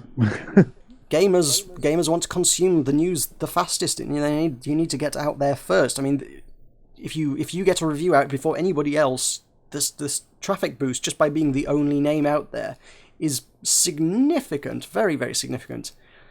this is visible even in YouTube, because I've done that myself. There's a few, obviously, we're talking much more niche stuff, but if you are the first person to cover something and nobody else has done it on that, when somebody searches for your stuff on YouTube and you're the only person who's made any video on that game, guess which video they're going to find? Yours. They're going to watch yours. You get the traffic. You win. Not nearly as much as if you're the only person in the world who's got the Assassin's Creed Unity review up, but nonetheless, the principle remains the same. And as I say, the idea of the embargo is just kind of... It's designed to keep things fair in the industry, so that everybody has a fair chance. It's supposed to be used anyway, so that everybody has a fair chance to play the game, so that you don't get this rush to be the first. If there was no embargo, everybody would be racing to be number one. If you imagine Ubisoft sent out their review copies, say 1 week before the game came out, and there was no embargo, every single review outlet in the world would be racing to be the first person to put out their Assassin's Creed Unity review. And that would mean standards would slip, because people would be desperately trying to bomb through the game in the fastest possible time possible, so that they could get their thoughts down, scribble down them on a bit of paper, and get them up on the website as fast as humanly possible, just because people aren't really going to care about, well, some people will care about standards, but honestly, as we've seen, the effect of being the first one out there means that you get the significant traffic boost. Even if you bashed it out really quickly, just gone, I'll do, that's a review, it's complete, get it up on the website, fast. The fact that you are the first to get there means you get all the traffic and you win. When the whole point of a review is to keep that fair, but then you kind of end up in this situation where actually now the publisher holds a great deal of power over the press, insofar as you end up with Ubisoft saying, well, you're not allowed to review it until 12 hours after launch. And the penalty of that, and a lot of people said, well, what happens if you break it? What happens if you break that is Ubisoft will blacklist you, and you will never see a review copy from Ubisoft ever again. And with them being one of the major publishers in the world, that's bad for a company whose business is reviewing titles from big companies before they actually launch. All makes sense. So that's why a lot of people are sort of looking to try and scrap the embargo, as it were. It's just publishers hold too much power over the press, which is supposed to be reporting unbiased information on them, which is not a good position to be in. All things considered, really. Yeah. Ideally, we'd like to be in a position where the press... I don't know, it's difficult to find a situation that works, because like I say, if you get rid of the embargo, you end up in that race to the bottom situation. If you have an embargo, you kind of end up in a position where you end up with the huge publishers having way too much influence over the industry that's supposed to be reporting on them. So there's no good solution to that. And I suppose the only good way to tackle that in any way, shape or form, it comes to the consumer at that point, and it relies on the consumer being savvy enough to actually being willing to wait for a review of a game to find out whether it's going to be any good before rushing out and buying it. If Ubisoft says reviews aren't allowed until 12 hours after launch day, well, then you're really calling on everybody who has any interest in Assassin's Creed Unity to just hang on for 12 hours, for crying out loud. But as we've seen many times, broadly speaking, the mass general public gaming audience don't necessarily always have that much willpower, as we saw back at the it was the Modern Warfare 2 boycott. I'm sure you've all seen that screenshot, yes? Yes. It's like, oh, the Steam group's like, oh, Modern Warfare 2 boycott group. 90% of the group is just sat playing Modern Warfare 2 on the player list. It's like, oh, for God's sake, guys. Online boycotts don't really work.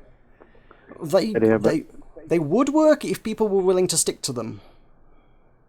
I'm happy to say I stuck to mine. I still haven't bought Modern Warfare 2. To be entirely fair, I haven't bought any of them, but you know. That's just me.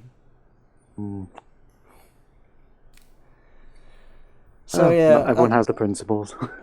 No, not everyone has the principles to ignore every single AAA title in existence like I do. Anyway, yeah, let's say with Far Cry, obviously, again, we've kind of got the same situation, and people should really be hopefully hanging on. And I guess, unfortunately, by the time this podcast goes up, I guess the game's probably out for sale. if you're on the fence about it and you haven't seen any reviews yet, please go check out a review before you buy that game. Might be an idea. Might be a very, very good idea. And anything going forward, just do your research. Read if you're interested in a major product and it feels like you might be being deceived, because that's what the PR company's job is to do. Go find out what's actually happening. This is kind of the beauty of the YouTube era at the minute, is that you can literally get actual raw, unedited gameplay footage from people playing the game. And obviously when you talk, even with gameplay trailers, you still see stuff as like, oh, we got all this gameplay trailer, this is raw gameplay, you can see the gameplay. Yeah, yes, but you've really heavily edited it to show the good bits. You've shown the bits that are running at 60 frames per second and the guy didn't fall through the floor and have his face disappear. The bit where the face disappear, that ended up on the cutting room floor, guaranteed. So if the PR company puts out a quote unquote gameplay trailer, well, yeah, it's probably not going to be quite representative of the final product.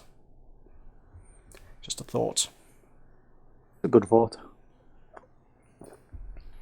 On the light-hearted side of the news, I didn't put this link in here, so Ooh, I think surprise. I linked it to Will, so Will saw this one. I will put this in the document for you, Michael. We've got Peter is opening a Minecraft server. That is people for the ethical treatment of animals, yes. I thought this was quite amusing. The obvious question comes to mind of why? To educate people about the importance of not harming animals and things. By What, in playing in a Minecraft? game where you're allowed to harm animals, yeah. Obviously they're running the server, so they'll be able to pick the rules for it, and obviously one can then go into the server rules and say, okay, on this particular server, you're not allowed to kill any neutral animals. Which, I've no idea quite what they're doing with the server. I mean, it seems like it might be more kind of a virtual exhibit kind of thing. It's like they've pre-built a world full of exhibits and things that you can walk through and scenery. And they've spent a lot of time just building this world for people to explore and see the harm that comes to animals through mistreatment and whatnot. I was like, I think if it were genuinely open to the public, you would see it would just get griefed to God knows no end.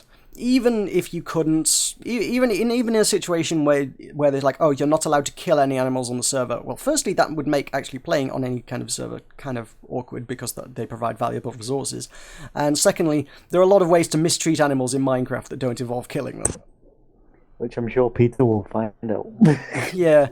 I mean, I was talking to Will before we started. There's a screenshot that popped up on the Minecraft subreddit the other week, which was hilarious, because some player had done this completely by accident, but they'd got a sort of like, I guess they got like a little detail somewhere in their base where they had some iron bars tucked in a corner, and the way the iron bars attached to neighbouring blocks kind of ended up making these two tiny little metal frame pens that are just like half a metre square wide, and they'd thrown some eggs, and basically a baby chicken had got stuck behind it. It was like, hey, I've got battery hens. It's like, ooh. So, yeah, an effective way to farm eggs in Minecraft is to trap chickens in a very tiny half-metre square space. That's That's the spirit. the spirit indeed. And also, if this was public, if this server's public and people were allowed to build on it, I would love to see someone just build an entire battery farm of hens just to annoy Peter, quite frankly. Just because that would just be really funny, because those guys get really angry about everything. They're not the most easygoing of people, are they? Mm-hmm. Well, I hadn't reading down this list. I hadn't known I didn't know that half the stuff they'd done. They apparently attacked Ubisoft to tie things in. Yeah. Because apparently there was whale hunting in Assassin's Creed Black Flag. I did not know that. That's totally appropriate. Yeah, so when was piracy about whale hunting? That seems like that's going down an entirely different path there, but okay. And then there was Pokemon Black and Blue Edition they did.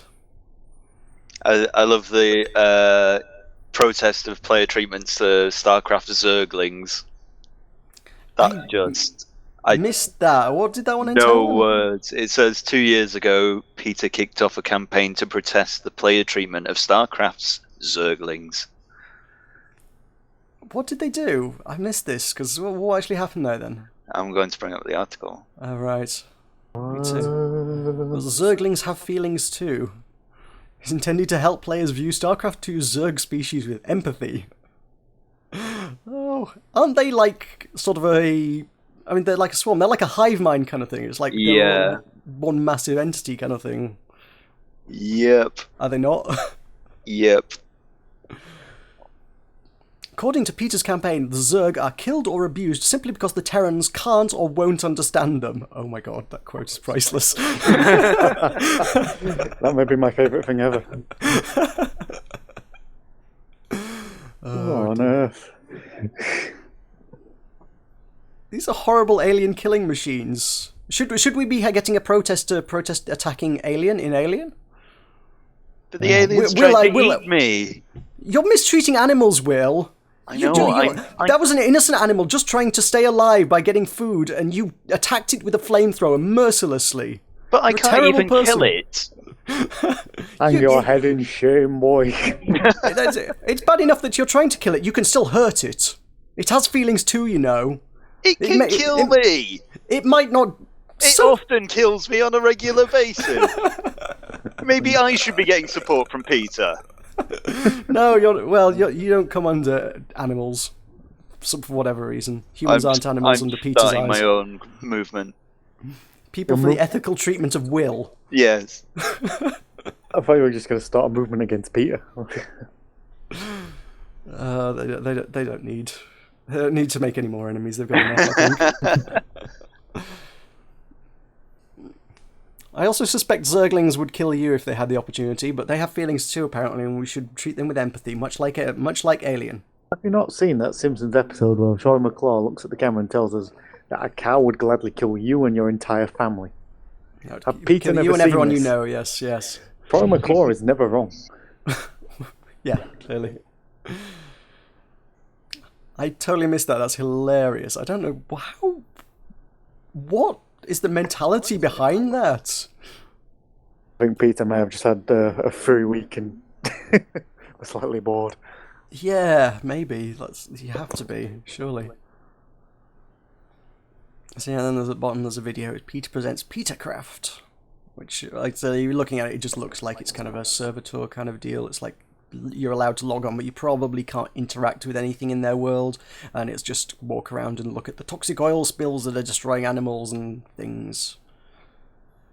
And you're supposed to sit there and shed a single tear for the chicken dying in the slime.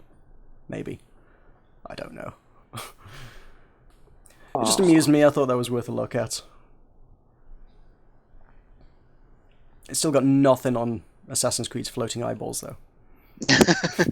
Which, those pictures continually make me laugh. That's the funniest thing all week. Anyway, if those I think those are the main noteworthy newses that we have. Has anyone's got anything else? I'm afraid not. Let's move on to a few of the new games releases for the week, then, I think. New game releases. That's a new jingle as well, isn't it? Yep.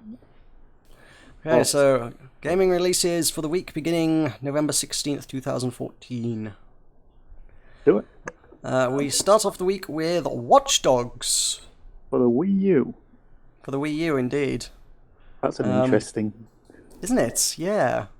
I don't know if they've done anything Wii U specific or if it's just same again. Probably same again, to be honest. Hey, it's Ubisoft. They wouldn't innovate, right? Whoa, ho, ho, ho, ho. Hey-o. The views of the Button Mash host. Indeed. Anyway, yeah, so Watch Dogs, if you were really, really holding out on playing it on the least powerful platform, yeah, I guess the game with really high demands. I mean, we played on PC, and, well, I suppose, well, it didn't play particularly well on PC, and then they were like, there was that mod that did the rounds, which like upped the graphics crazy, but that was that would chew on your hard drive and spit it out. Not hard drive, graphics card. That's the thing I'm thinking of. I know hardware. Yeah. Moving on. Yeah, so Watch Dogs, I have no idea how well that's going to work on that. They must have made a lot of cutbacks to get it onto the Wii U, surely to God. But yeah, you would have thought. Hey, check out the releases. Not releases, the reviews for the week. Go find someone who's reviewed it on Wii U and find out how it works. Don't just buy it. Yep. There's some advice. consumer advice from Buttermash. We have Dragon Age Inquisition is coming out. That's one of the big titles of the year. And guess what?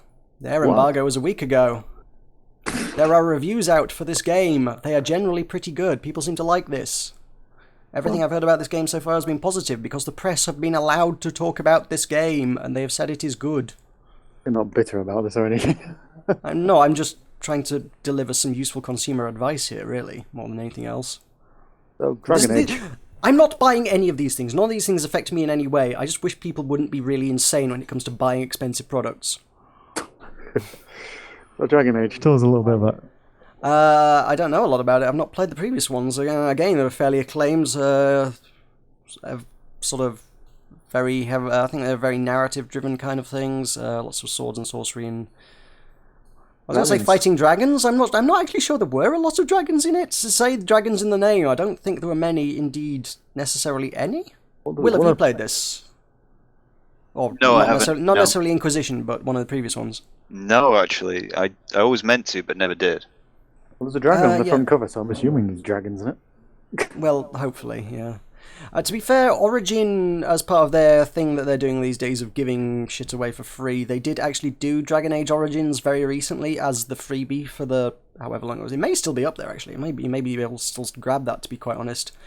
So I do have Dragon Age Origins, but I've not played it. It's probably something I should take a look at some point in the future. Yeah. But it's generally a pretty well-acclaimed title. Probably worth your money, judging by the criticism so far of the game. I think is that the one with Felicia Day in as one of the voice actresses? Oh, I don't know. It may be. If so, then yes. Bye. Bye now. You rate her as a voice actress, okay? I rate her. Yes. Misogyny in gaming. Oh, we're living up to the I stereotypes. know. I'm a really big fan of her YouTube series Guild. I watched the. Oh, I think I yeah. watched the first I and maybe love the the second Guild. series of that. I never did kind of finish watching it. I don't know why. It was a very good series. It was a really good series. And then Oh, he was good. also in Dr. Horrible Sing-Along Blog, which was Oh, yes. my also god, that was amazing. amazing. That was very hilarious. yes, yeah, that was excellent. Yes, I know she still does a lot of stuff on YouTube as well. I think she does put out content several times a week on her YouTube. Geek and Sundry, I think, is her she. YouTube channel. I think the most prominent thing she does is she plays video games with Brother Retro. Fair enough. Sounds think like I've seen a something a lot couple of of people those. are doing, but these days. But you know, I think there's a few people out there, just one or two people here and there playing video games on YouTube. I hear it's a thing some people do. Yeah, not us though. No, we're too cool for that. No, I don't know any. I don't really know anyone personally that does that, but you know. I certainly don't know it. Slackers. Let's move on before this becomes the Felicia Day podcast. Okay, we've got WWE 2K15. I think this is the next gen version of the game that they're releasing this I'll week. say, have we already mentioned this in recent days or something? Or was Yeah, that it something came out else? on the standard ones, the PS3, Oh yes, 2 weeks it was ago. on- So this is next gen with the special extra features of more characters and thingamajigs. Presumably, you can see every last shiny sweat drop on the naked, glistening men, or nearly naked, Which is the key thing. which is the key thing. That's what you really want: men in really tight underwear, glistening with sweat. Oh, you want to know they're trying. That's how the sweat gives it away.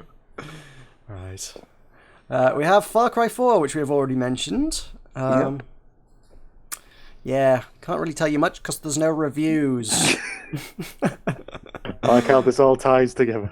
It does. Yeah. Hang fire on that one until Tuesday before making a decision. Obviously, by the time anyone listens to this, it will be Tuesday, so I hope to God you've watched a review or looked up some sort of review somewhere before going and buying it. If you haven't, please do so. Educate yourself, you will be enlightened for it. Same day, Little Big Planet 3. Ah, If I had a PS4, I would be really intrigued by this. Hang on, is this on PS3 as well? on PS3 and PS3 Network. Ooh, I may have to. I am a big fan of Little Big Planet 1 and 2. They were excellent games. If this is on PS3, that may be a thing. That may very much be a thing. Well, they're nice. They're usually nice, fun games. Can't really go wrong with it. They are monumentally accessible games. They're really, really well designed, and they're so easy for anybody who doesn't even play video games to get into. I think a few people have said, if you wanted to get somebody who doesn't play video games into playing video games, Little Big Planet would be a perfect gateway drug, as it were. For the love of God, I can play it. That's how you know. It's like run, jump, and grab onto things, and that's everything the game does, and it's still really, really awesome. So, I mean, I haven't actually checked any reviews for this one. I don't know what reviews there are. This is not one I've been keeping a beady eye on. I don't know about embargoes or anything on this, but I imagine if the previous ones are anything to go by, it's probably pretty good. But I suspect that's what a lot of people said about Assassin's Creed, so pinch of salt and all that. And ignore our massive hypocrisy. Grand Theft Auto 5. Yes, for next-gen stuff, featuring, do you remember, was it last week talked about it? They got their new first-person mode. Yes. So if you wanted to play through it all again... in first person. In first person, you can. Which some people will. I don't doubt a lot of people probably will do that, to be quite fair. I think there'll be a good amount of people will be picking that up just for that. Undoubtedly. And... oh, also... I think to coincide with the release date, I think there's a major update for the old ones as well. If you've got the last gen ones, the much-awaited feature, the heists, which I've been playing again with my friends on his console, bits and pieces throughout the year, alongside most major updates and things. One of the most anticipated updates that they've been promising since the game came out, to be honest, is multiplayer heists. The heists were the big, major set-piece missions throughout the single-player story, but the multiplayer, I always felt was kind of a little bit lacking, and I think the heists would add a great deal of depth and interest to the multiplayer, so that's something I'm really keen to check out, actually. I do think that'd be kind of cool. So that update is going to be going out with GTA 5. So possibly worth checking that out. And if you've got the money and inclination, buying it again for first-person mode. Bye. Middle-earth: Shadow of Mordor. This seems very Lord of the Rings.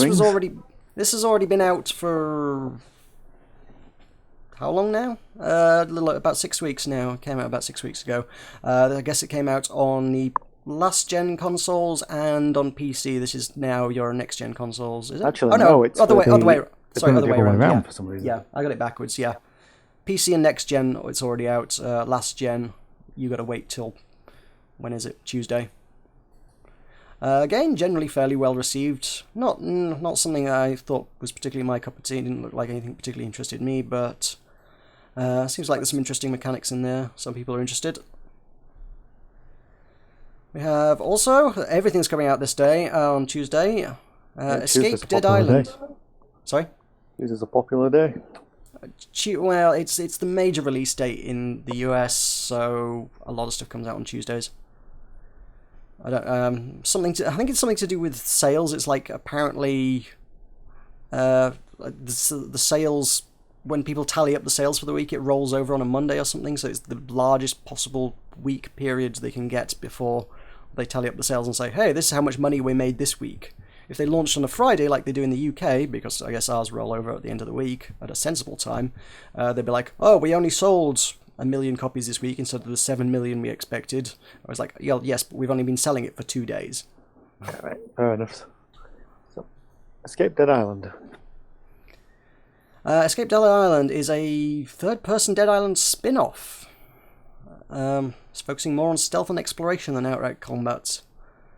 Again, I'm not necessarily well up on my Dead Island. Anybody else touch that one? No. Not in a while now. We really need to recruit someone who plays a lot of AAA stuff. Can we hire someone who plays these things that we talk about? Well, next time we do the adverts for the podcast, I'll put that in. Can you talk about AAA video games more than these poltroons? Join the Button Mash podcast today. It would be useful. Help. Yeah. Because it seems like we go through all the AAA lists, and I'm like, I have no interest in this. Do you guys have any interest in this? Nope. Okay, moving on. What about The biggest game of the year. Do I have any interest in this? No, not so much. Okay. How about this quirky little indie game? Doesn't this look cool? Oh, this is amazing. Awesome. I've been waiting for this one for the last 6 months. I can't believe it's finally here. Yeah. We know our audience. We're completely backwards for a mainstream gaming audience. Well, we're about to make good for that because there's a fantastic next game. Looks fantastic. This is still not our. Well, I don't know what. This is the one that we never know what the audience is. Construction Simulator 2015's out. Woo! Celebrate good times. Come on. Let's build stuff. Insert tumbleweed here. Guys? Yes, Construction Simulator. It's probably what it sounds like. Well, you suspect that you're not going to play it. You're not going to start playing it, and then the zombie apocalypse happens. Probably not. Although, bear in mind, they did actually add zombies to Train Simulator, so it's not out of the realms of possibility. Yeah, but they just became employees of the train company, didn't they? And it just became a form of cheap labour. Yeah. Well, they can do construction work as well. Put them to use.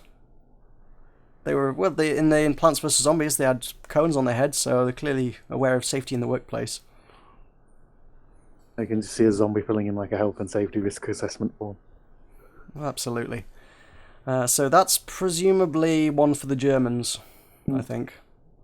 It is another. It's made by a German company as well, because these things always are. Not even being.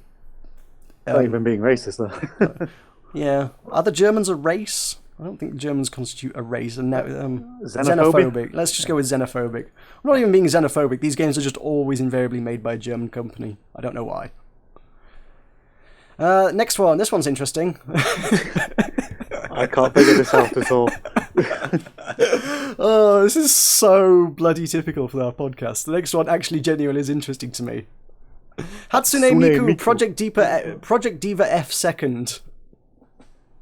Which is the next game in the Project Diva series of rhythm games starring the popular Vocaloid Hatsune Miku. Okay. You guys don't even know what any of those words mean. They're all nice sounding words. This is... I spent a little while explaining this one to Will earlier. I guess I'll Yeah. explain this one for Michael's benefit as well. If you're not familiar with Hatsune Miku, she is a kind of a virtual singer, basically a musician. This is the hologram thing you want about. Yeah. It's basically a musician that's really popular in Japan and indeed elsewhere in the world these days, but more so in Japan than anywhere else, who doesn't exist. She is a bit of software that any artist, any musician can go out and download or purchase. I suspect you probably have to purchase it. It's probably not free. And it's basically a female voice that you can play with the software, and you can make this female voice sing whatever lyrics you want for your song. So you can have a singer for your band without having a singer for your band. And there's a few of these things. They're called Vocaloid software, and it's really popular in Japan. And yeah, there are concerts and everything. If you look it up on YouTube, there are people they've put on huge concerts with Vocaloids, and they do the...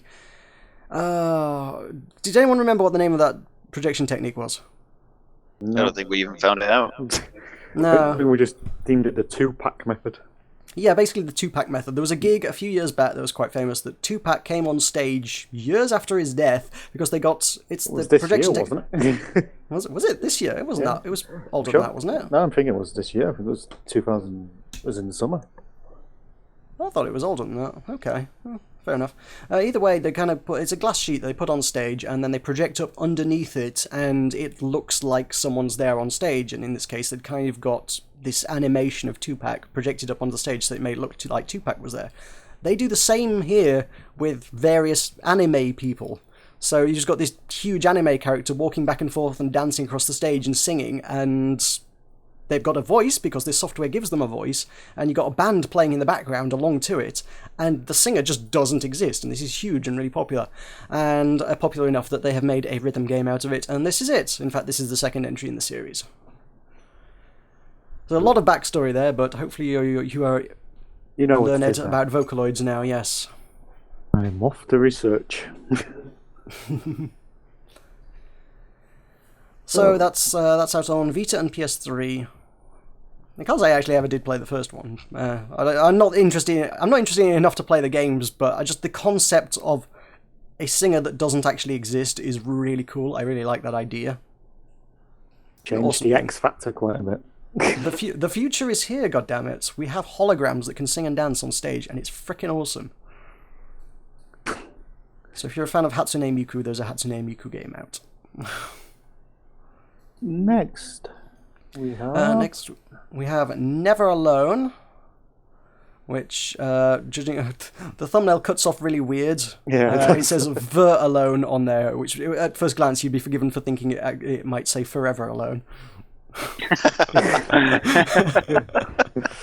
That's just my life. It's like, no, this is not the John, the story of my life. You stole my joke. We should have gotten there first. I did. Well, not good enough. I can edit you out. Touche, I'm trying to figure out what this is. Their screenshots, as it are two pictures of their booth at a convention. I Okay. have to say, from the screenshots on Steam, this game does look rather charming. Oh, it's on Steam as well, is it? Yeah. Right. Well, what are we I looking just at love then? the fact that the Giant Bomb website just got two pictures. They've got the cover art and then two pictures of a bunch of guys sitting around a TV talking about the video game. That's man.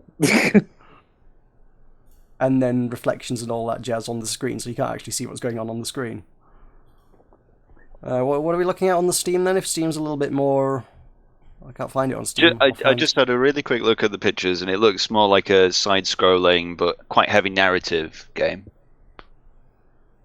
Okay. I see some adorable fox thing, which is adorable. Adorable Fox is adorable.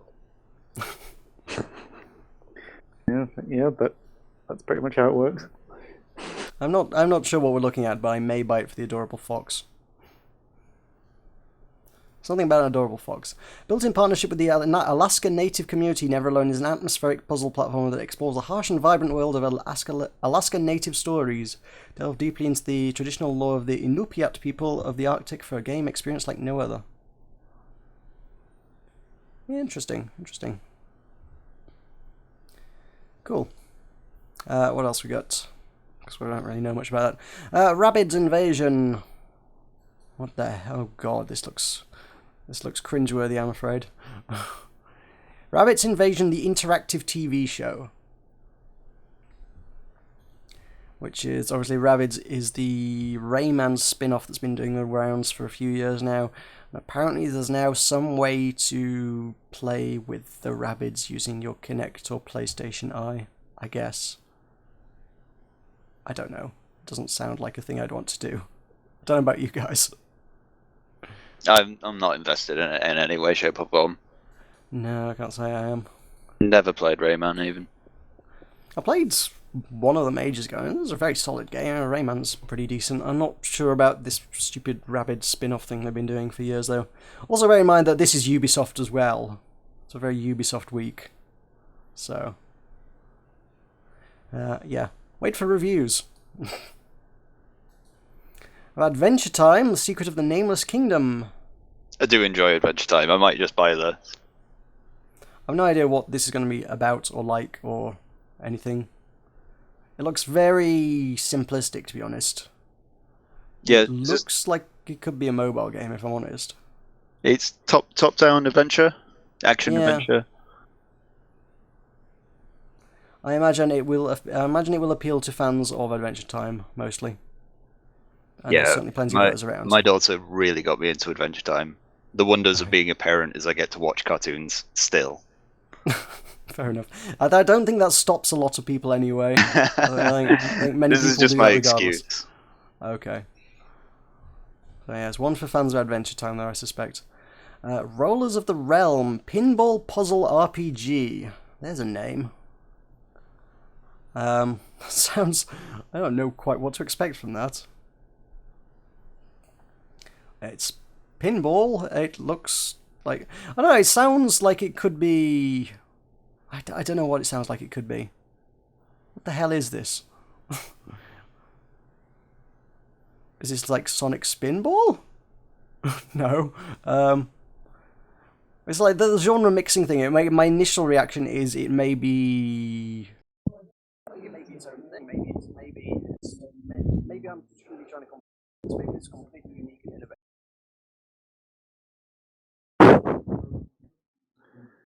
That's the spirit. This is pinball meets swords and sorcery, apparently, of some sort. I don't know. Bit weird. Take a look. Tiny Troopers Joint Ops. Is that based onto something? Mobile games Tiny Troopers 1 and 2 combined and reworked into console twin-stick shooters. I seem to recall we talked about this at some point recently, actually. I seem to recall the name Tiny Troopers somewhere. It looks cute. Yeah, it does say released October 28th, 2014, so I think we've probably mentioned this in recent weeks, actually. I think this is just out on the PS4 this week. Yeah. We got Kickboxing, the PlayStation 1 classic.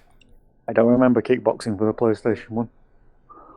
Well, it was clearly a gem amongst Games, video yeah. game legends, yes. I feel like I owe the entire kickboxing game franchise an apology because this has clearly skipped my memory and I apologize profusely.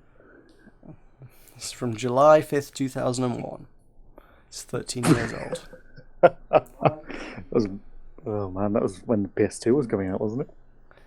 It surely would have been, yeah. This does say, it says PlayStation 1, but yeah, it's like, it's around, I don't know when the release date was of PS2, but it would have been around that time, yeah. 2002, because it came out while I was still in high school. Oh, okay. Monopoly Family Fun Pack on the PS4 and the Bone. I think More this is from fairly Ubisoft. I think this is fairly self-explanatory. Yeah, I suspect you know what to expect from this. However, it is Ubisoft, so your face may disappear. Check out reviews before you buy it. I've now just got the image of the Monopoly man's face melting. And it is a glorious image. The next one literally says for iPad, so I'm going to skip that. Then we have... I'm not going to iPad releases. Jesus Christ, we haven't sunk that low. Okay, so Super Smash Bros. Yeah, it's got Super Smash Bros. Out finally for the Wii U. which will probably intrigue quite a lot of people. That's obviously this has been out for 3DS for a few weeks now, I guess. Indeed, September 13th. It says. Okay, well, fair enough. I thought it was more recent than that, but okay, it's been out a couple months now, I guess. So now, if you've been waiting for it for the Wii U, we have that. That's awesome. Hooray. Also, not that we've announced this, maybe this is an apt time to pick this out. Did someone not at some point recently discuss that we might be bringing it to the events that we'll be doing on November 30th? Why, yes, they did. Tell me, Jonathan, what was that event that you may or may not be referring to? That will be the Festival of Pastimes, which will be going down in Bradford, which, if we're honest, I can't necessarily remember the name of the venue it's going to be in. I will quickly find that out for you, though. Because we are a professional organisation and wouldn't possibly be procrastinating here and trying to... Did I ever tell you about the time I went to Paris? No, you didn't. It was mediocre. Okay, cool. Have you found it yet? I actually haven't, because apparently the message the guy sent me didn't have it. God damn you! So, Will, Felicia Day. Oh god, don't drag me into this. Go on, tell us about Felicia Day. I'm trying to kill time, damn it. It's South Square Gallery is where it will be on November 30th from 12 PM through till 3 PM. Button Mash will be there. We'll have a little stall. We'll have some video games. We'll be doing some stuff. And I believe the plan is at this point to bring the Wii U down and bring some Super Smash Bros. So you can check that out as well there and then. Yep, we might if be you're looking to test it out. We might be bringing a retro console, and we discussed the possibility of Jenga if we can, get the lawsuit sorted. Yeah. Just need a disclaimer that people won't hold us responsible if they die from Jenga blocks. It's a very real possibility the way we play it. Yeah. But I'm no, really tempted to build you an actual giant Jenga set. How giant are we talking? Because I'm Like- intrigued. Like, very giant. like we'd have to climb ladders to assemble the Jenga. Oh, that's very tempting. Well, but we have constraints on, firstly, the size of the building, and secondly, the size of the player. It's never stopped us before. You see, the size we currently are working with, it can end up taller than people. Some people, short people at any rate. Surely the player still has the Zargi, though. Oh god. Well, okay. By that point, you are genuinely running into the category of could these crush people? No, I could definitely build one bigger than that. Okay. Well, that might be a thing to look at doing. Cool. Anyway, regardless of Jenga status, we should probably have Super Smash Bros. At that event, so you can come check that out then. With all the new goodies. And honestly, I know a lot of people stay well up on their Super Smash Bros. Lineups and whatnot. I have no idea who's in this one. Well, I can see Kirby There and is a Link. there is a picture on Giant Bomb that we've got here, actually. Yes. Sonic's usually in them, and I think Pikachu usually makes an appearance. Sonic was only in the last one. He doesn't usually make an appearance. He certainly wasn't in the Mega Drive. Not Mega Drive. Why did I say Mega Drive? What am I thinking? GameCube. I know consoles. He wasn't in the GameCube one. There is Rob the Robot, apparently, because that's an iconic character from gaming legend. Yeah, thank God Rob is there. There is a dog. Is that the Duck Hunt dog? That's the Duck Hunt dog, isn't it? What? Yeah, that's the Duck Hunt dog. I remember someone talking about this, actually. Yes, I remember someone saying, "Oh, there was a weird press thing where it had been this is after it had been launched on the DS, and everybody had played it on the DS, and they knew Duck Hunt Dog was in it because it's the same freaking game. But the press were like, "Oh yeah, you've got all this footage and all this information. We would like you to do a press release on your website, but you're not allowed to tell anyone about the Duck Hunt Dog. People aren't allowed to know that this character's in the game." And it's like, we already know. Everybody already knows. The game's already out. We know the Duck Hunt Dog's in it.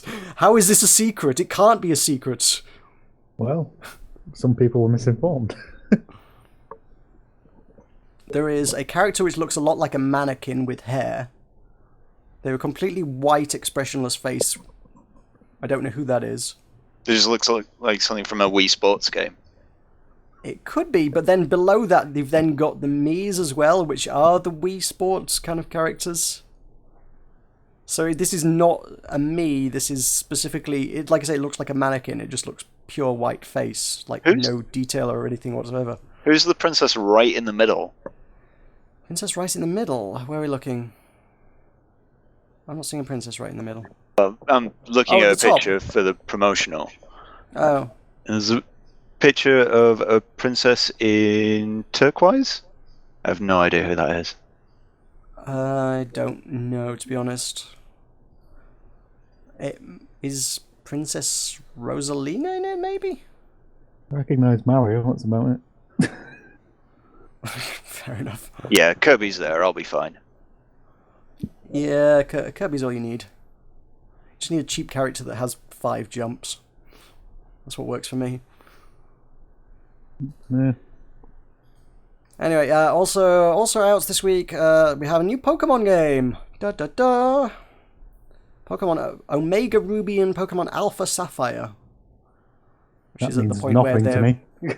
they're scraping the barrel here. This is the 3rd gen remake, is what this is. They've basically taken the 3rd gen of Pokemon, which totally doesn't exist, and remade it with whatever gen they're up to now. What are they on now? Is it 5 or 6 they're on? 5, I think. People need to just come to terms with the fact there are only 151 Pokemon. And the rest of it has been an imagination of Ash. He drank some venom from an Arbok, and he's just been hallucinating for 10 years. Mm-hmm. I was going to say, I was trying to make some sort of licking frogs joke, but I can't think of any frog Pokemon. Certainly not from any. Certainly not from any. I suppose you licked a Bulbasaur, fine, yeah. I can't think. I couldn't think of any frog Pokemon. Certainly not from a generation that actually exists. I'm sure there are later. I think there's one in Gen 2. I don't know. Oh, it might be 3. I don't know. Anyway, Maybe moving he on. Let's picked do a- some Steam releases. Maybe he picked a mushroom off Gloom. That'll do it. Yes, that must be There it. you go. That's exactly what happened. Firebloom. Oh yeah, Vileplume would have been even better. Or Paris. Paris. Paris has a mushroom. We just ate a whole parasect. He ate a whole Parasect, and now he's been hallucinating 4 generations of Pokemon. It just cuts back to him in like the most recent episode, just Professor Oak at his bedside. I blame myself. I shouldn't have sent a 10-year-old out into the world to do animal fighting.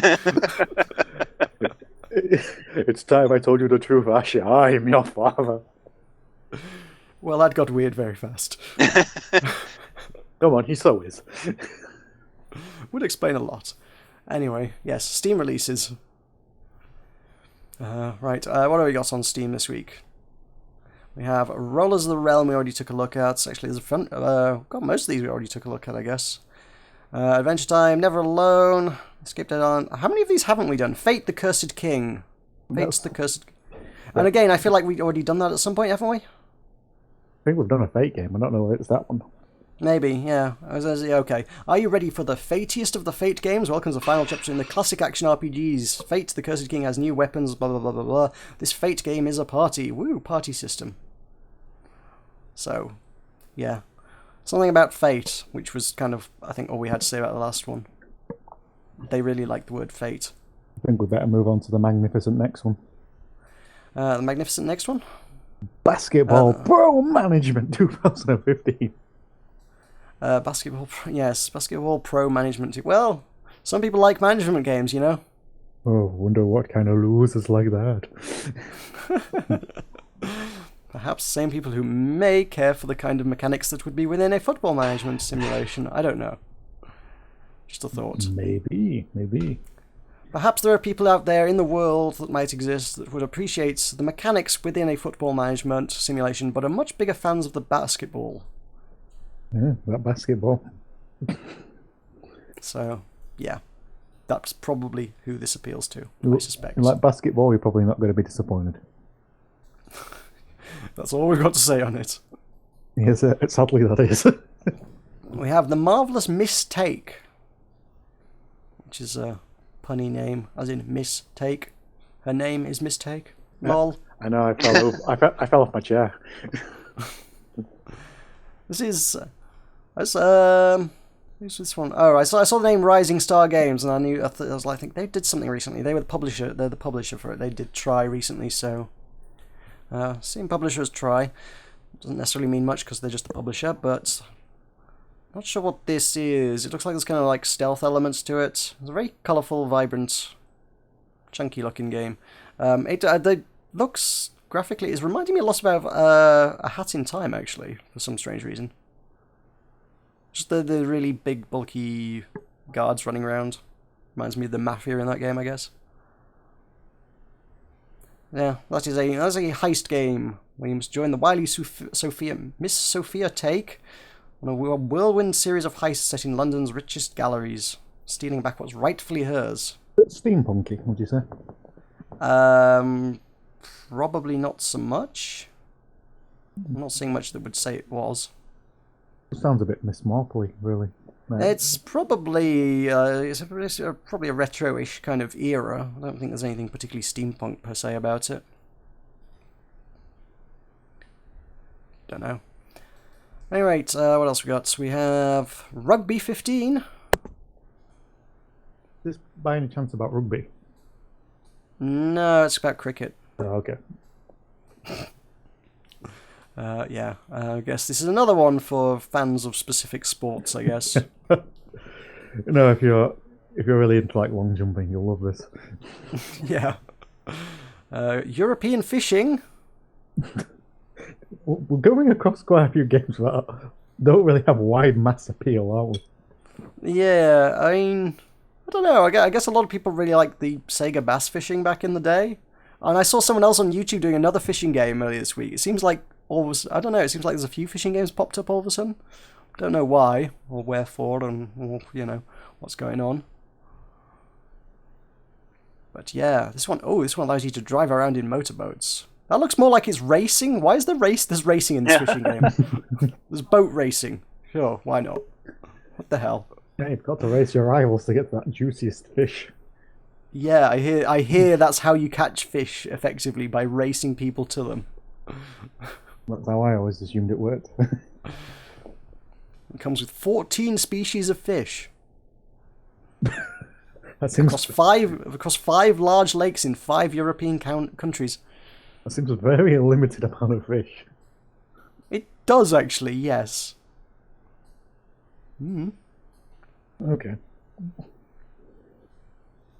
That's one for fishing fans, I guess. Or racing fans. Or potentially for racing fans as well, yes. Delving back into the gripping genre that is simulation. And Europe. And Europe. What's with Europe as well? There's a hell of a lot of Europe going on. European Ship Simulator. Sail ships around Europe, I guess. Which I suspect is, at least sounds slight. I mean, I can get behind sailing ships, I guess. I can deal with that. As long as I'm allowed to board other ships and swashbuckle them a bit. I don't recall that being a particular issue in there, winning ships. Unless you're in Somalia or something, then it becomes a very big issue. Somalia Ship Simulator. Oh my god, make it happen. That's the best thing ever. I want a Somalia Ship Simulator now. So you just be Cartman. I was thinking more Archer, but go on. Oh, you still haven't seen that, have you? No, but it's on my to-do list. It's brilliant. Watch it. Yeah, that's 2 recommendations. So yeah, this is. I honestly can't say I wouldn't play a ship simulator, if I'm honest. I mean, we ragged on the other ship management simulator thing a few weeks back, but that was literally, you didn't even get to sail the ships. That was just, you got to tell the ships where to go. This, at least you get to drive them, so I can dig driving ships. That's all right. We also have, what else we got? Tome Immortal Arena. This looks interesting. This looks like what Icewind Dale would eventually become. It's that kind of genre, I think. All right. Well, it's a MOBA. Well, it's a free-to-play MOBA. And it's I don't know. It's free to play, and with a lot of these things, I'm like, oh, I might download it and play it and check it out. I probably won't, because quite frankly, there's a lot of free to play MOBAs out there that I haven't checked out. I don't know. It kind of looks, just looking at the screenshots, it's like it doesn't look necessarily something like I wouldn't want to play this, but at the same time, it's such a saturated market. I do think that's going to have a hard time. I mean, just last week we were talking about how EA are scrapping their MOBA because it's not really going anywhere. Yeah, if you're wanting to play this, I'd probably play it close to the release date.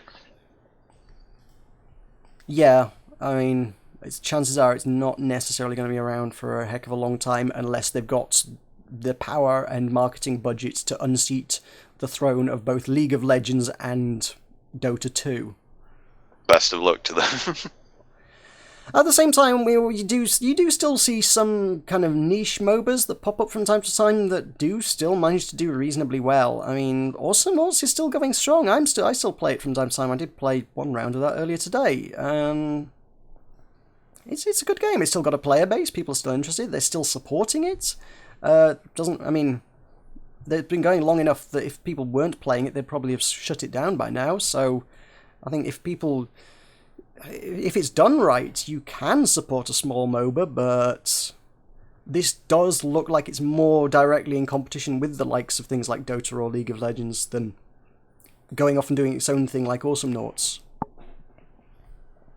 And then you've also, I suppose, to tie into the growing list of things Uber Entertainment have made and failed with, Super Monday Night Combat as well, which was also kind of a smallish team doing its own thing, but that did fail as well, so MOBAs are a weird one to get into, and you really need to be very, very confident you know what you're doing if you're going to make something like that.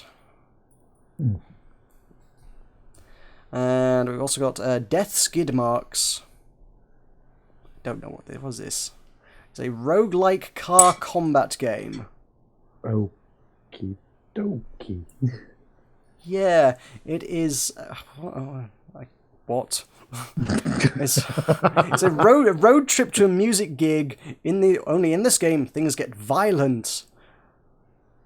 So I'm intrigued as to where the heck the roguelike thing comes into it, to be quite honest. It looks more arcadey than roguelike to me. It just looks like sort of, I don't know. Racing, I guess. Well, it's not so much racing as it's just shooting other cars and things. And I'm pretty sure I saw a car in the trailer here that had a Nazi banner on it. And them Nazis, they love their Katy Perry. Yeah, clearly. Ah, that's very strange. Wow. Okay, also a screenshot in here is of a car. Let's go back to that one. As a car, I guess one of the classes that you can either fight against or play as or something, which is the East Moron Baptists. God hates music, cars, mullets, and you. And the guy driving the car literally has an arse for a face. Yeah, okay, that's right. Wow. Holy shit. So Baptists might not be playing this. Well, it's clearly it's playing on the Westboro Baptist Church, the God Hates Fags guys. Oh, yeah, they're dicks. They are dicks. And Views of the Button Mash podcast are shared by the rest of the civilized world. Yep, there's no need for a disclaimer on that one. Just stating a fact. This isn't gossip. Mm-hmm. It looks a very odd kind of thing. Well, it could potentially be interesting. Like I said, the fact they're calling it a roguelike's kind of... I don't see how it can be, but I'm intrigued by the idea. I'll say that's much for it. Yeah. Well, they've got a sense of humour, at the very least. Probably, yes. I'll probably just about do us for releases for the week, then. Are we done? We may well be just about done, I think, yes. Good God. We've gone on for a little while, to be fair, but... These things always do. You can't really time them. Mm-hmm. Anyway, would you like to tell the lovely, charming, and very attractive people watching the podcast where they can find all the other stuff that we do on a daily, weekly, general basis? Nah, not today. Can't be bothered. What's in it for me? The pride of knowing that I'm not going to fire your ass and replace you with someone else next week. Well, I do like my pride. Well, once again, thank you very much for giving up 2 hours of your time to listen to us. We appreciate the enthusiasm and people listening in. If you want to find out more information about Buttermash, you can find that out at Facebook, which our link is. Facebook.com/buttonmash. Feel free to follow us on Twitter at Twitter.com/button_mash_UK. You can see John on YouTube and follow his videos at YouTube.com/buttonmashempire. Let's see if we can do this one without resorting to a crib sheet. You can find us a presence on Steam at bit.ly/bmsteam. Move if you've ever done that. Well done. I'll get there one day. If you feel like we're feeling just a tad charitable, or I don't know, if you want John to make you an amusing video, you can patron him on YouTube, and that link would be patreon.com/buttonmash. And of course, we've mentioned the event that we're running on the 30th of November. So if you want to come and just not really sure what we do, you've never been to one of our events and you want to come and check that out. But details for that again, more John? The details of the event can be found at festivalofpastimes.org. Yep, if you want to just find out a little bit about what Buttermash is about, please feel free to come down and we'll show you. And try not to kill you with a Jenga set. And by the way, Michael, do we have an official website? Ooh, yes, we do. But I don't know the link off the top of my head. Do you know what it is? Well, I might know. I might have heard of such a thing. Why don't you inform us then? Well, I hear tell that one could find the official Button Mash website at button-mash.net. It's going so well. Okay, once again, thank you very much for listening to the podcast on behalf of myself and on behalf of John. Thank you very much. And on behalf of Will. Thank you. No, thank you. This has been the Button Mash podcast. Thank you very much for listening. We'll see you next time. Adios. Bye. Cheery bye.